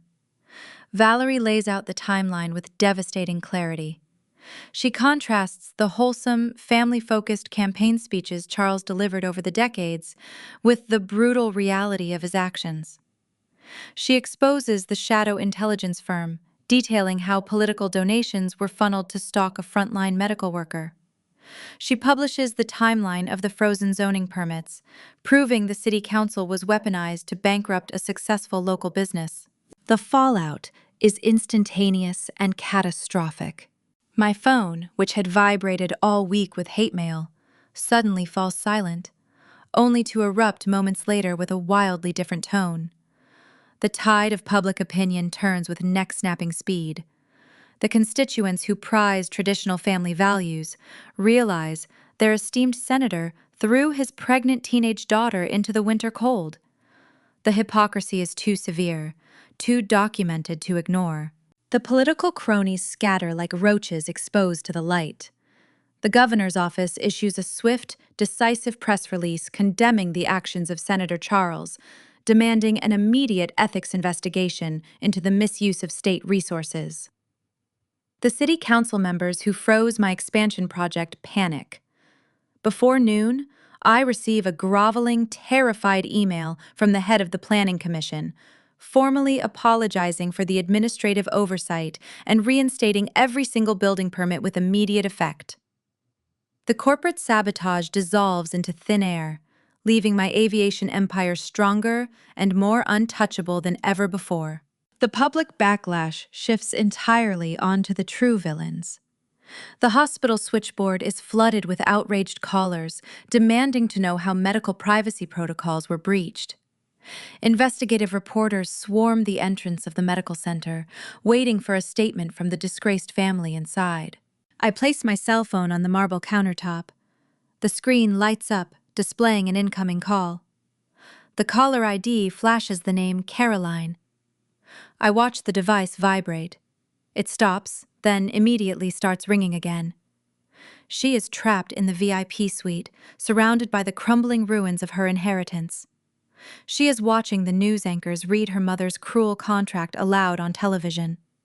She is realizing that her elite social circle, her country club memberships, and her pristine reputation are permanently eradicated.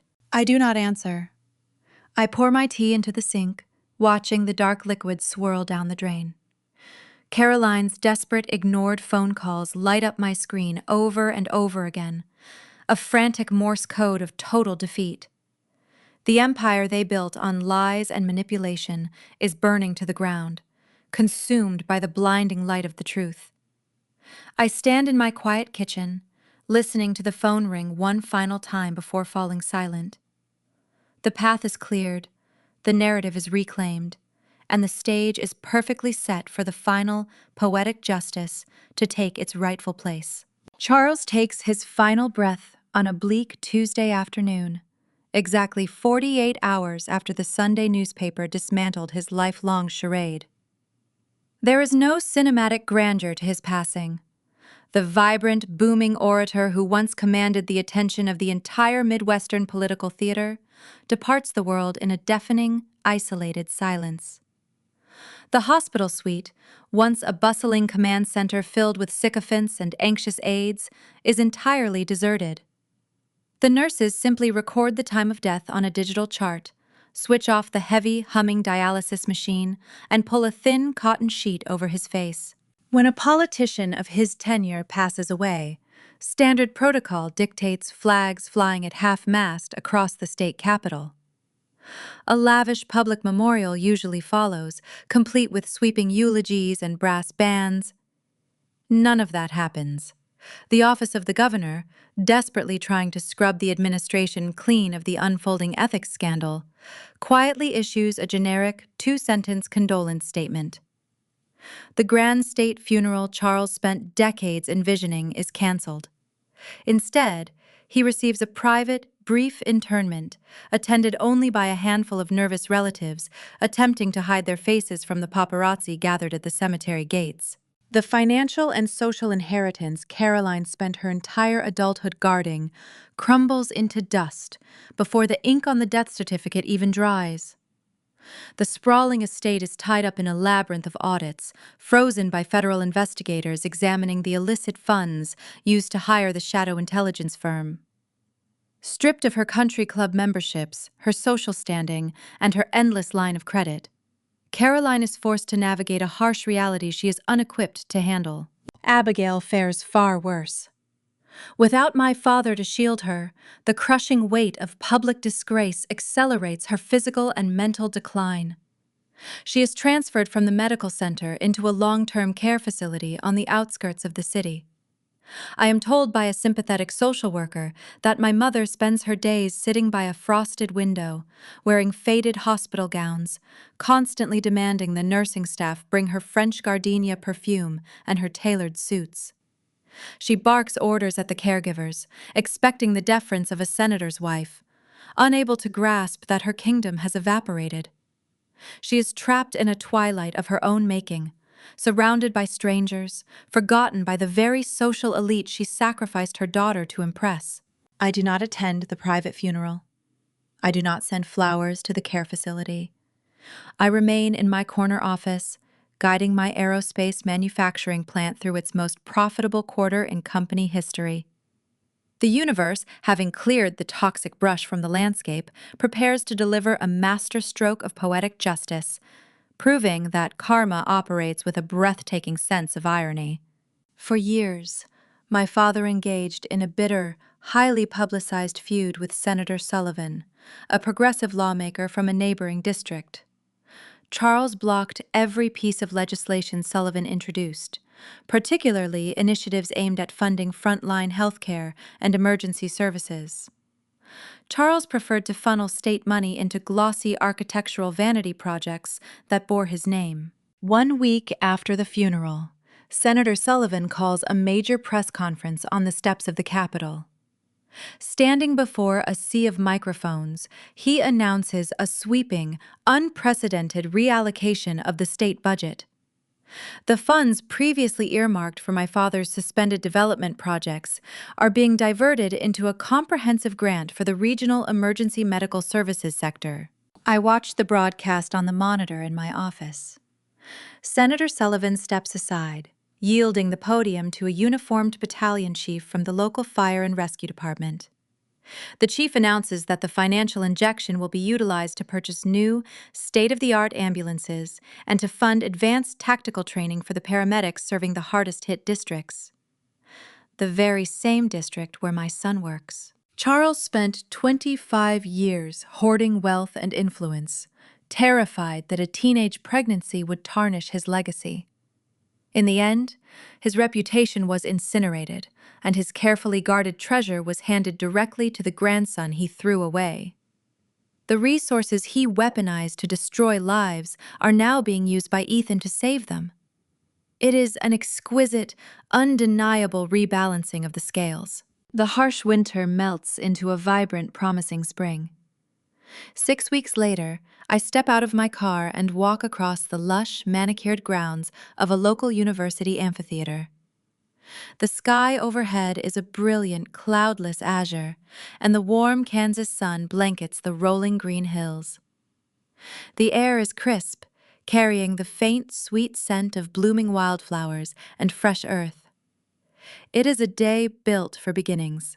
I navigate through a bustling crowd of proud families, clutching bouquets of flowers and colorful balloons. Near the front row of the outdoor seating arrangement, I spot 2 familiar figures. John wears a sharp gray suit, his broad shoulders relaxed, a proud smile etched across his face. Kathy stands beside him in a bright yellow sundress, holding a digital camera, her eyes scanning the stage with eager anticipation. I approach their row and Kathy turns. Her face lights up. She steps past the folding chairs and pulls me into a warm, genuine embrace. There is no hesitation, no underlying tension, no battle for territory. We are two women, bound together by an unbreakable thread of mutual respect and shared devotion to the same extraordinary young man. John extends a large, calloused hand, shaking mine with a firm, grounding grip. We take our seats as the brass band begins to play the processional march. A line of dedicated men and women, dressed in crisp navy blue uniforms, files down the center aisle.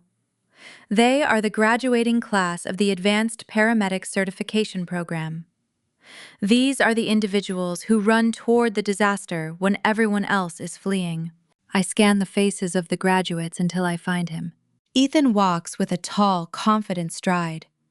The heavy burden of the past few months has lifted from his shoulders, leaving behind a profound, quiet strength.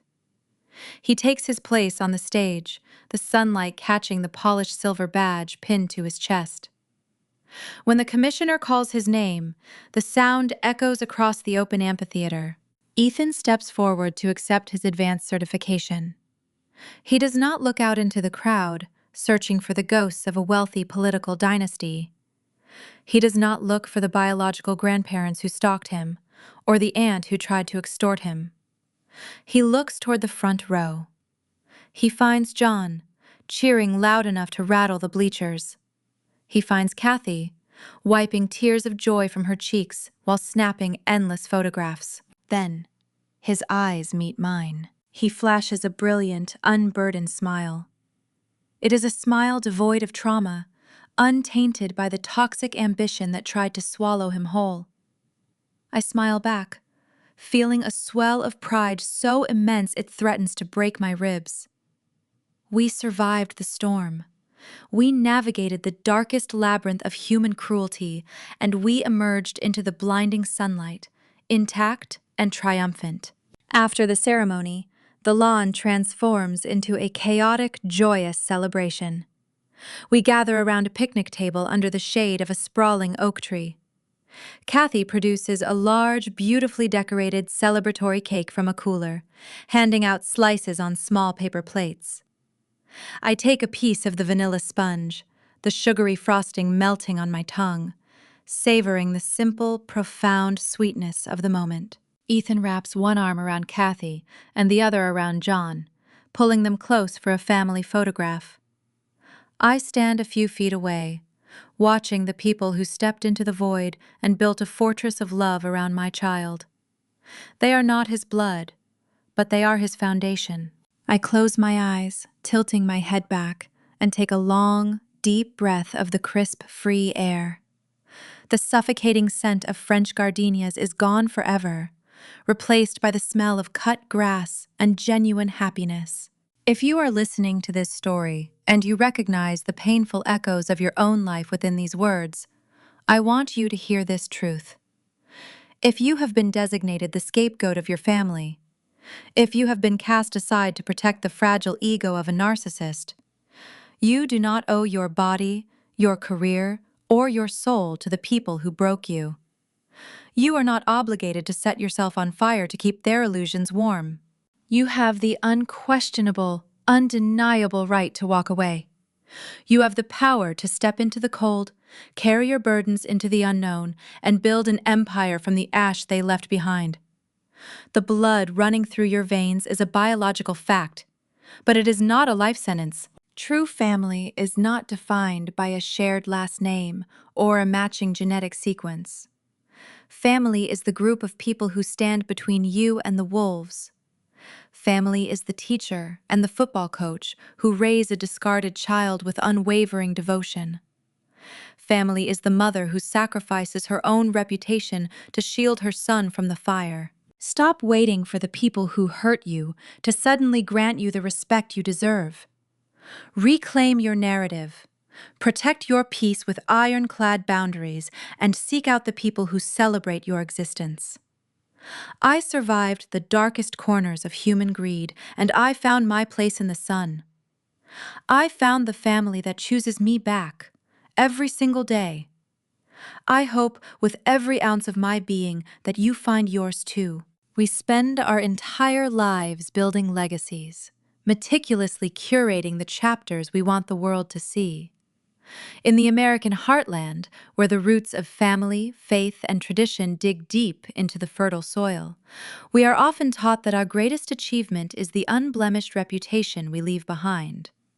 We polish the silver before the guests arrive.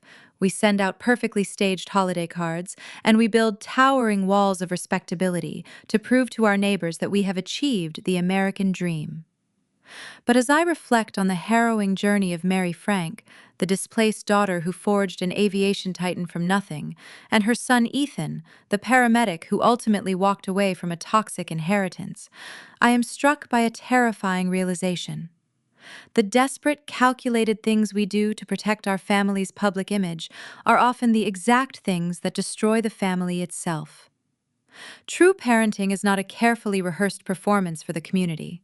It is the quiet, often agonizing commitment to emotional truth. Charles and Abigail Frank built a political and social empire on the shimmering illusion of traditional American values. They possessed the sprawling Kansas farmhouse, the enviable political prestige, and the obedient, carefully molded golden child in Caroline.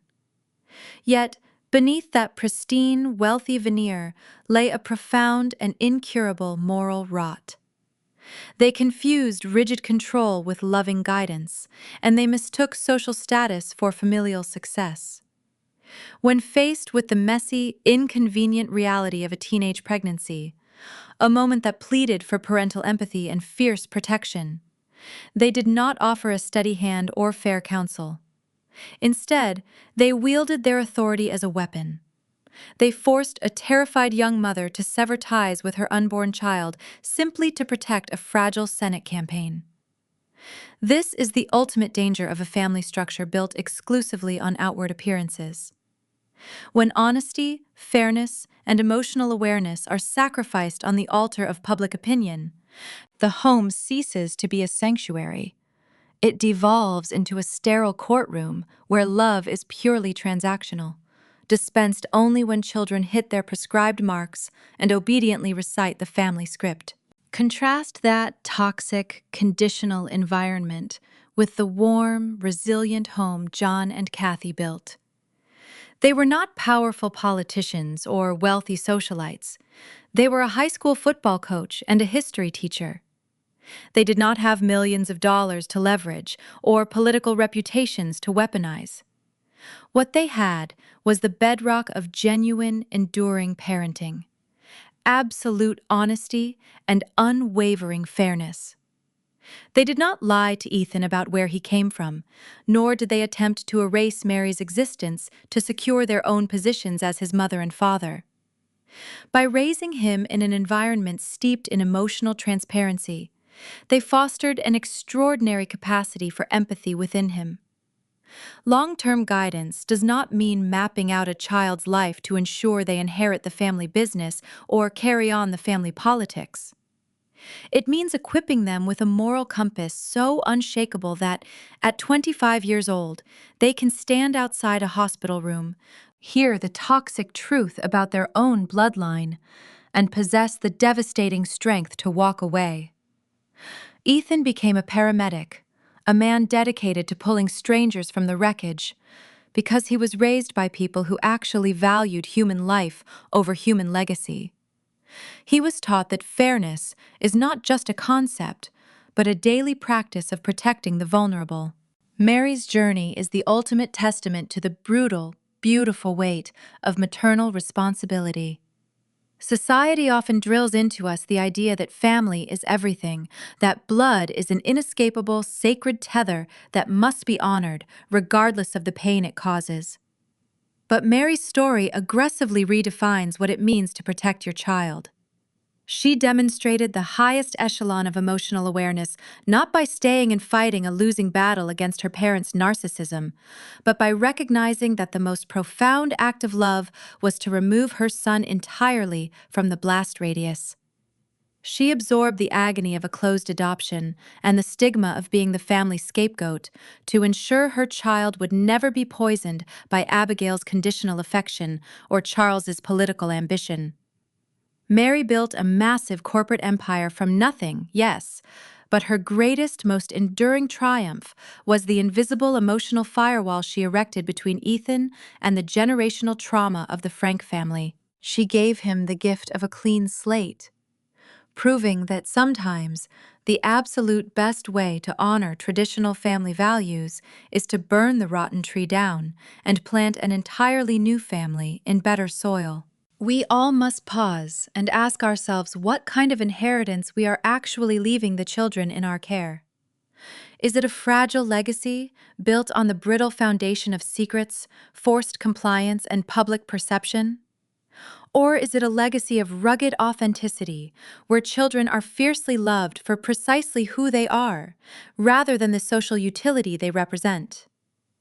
If this narrative made you question the invisible dynamics within your own home, or if you found a fragmented piece of your own survival in Mary's resilience, please subscribe and follow Zara Told Stories. We explore the profound, often hidden truths of family, survival, and the indomitable human spirit. And your continued support helps bring more of these vital, life-changing stories to light. Share your thoughts and your own journeys in the comments below, because every shared truth helps dismantle a generational lie. As we navigate the intense, beautiful complexities of raising the next generation in modern culture, we must confront a deeply uncomfortable reality about the nature of our households. We are inherently conditioned to believe that keeping a family unit intact is the ultimate moral victory.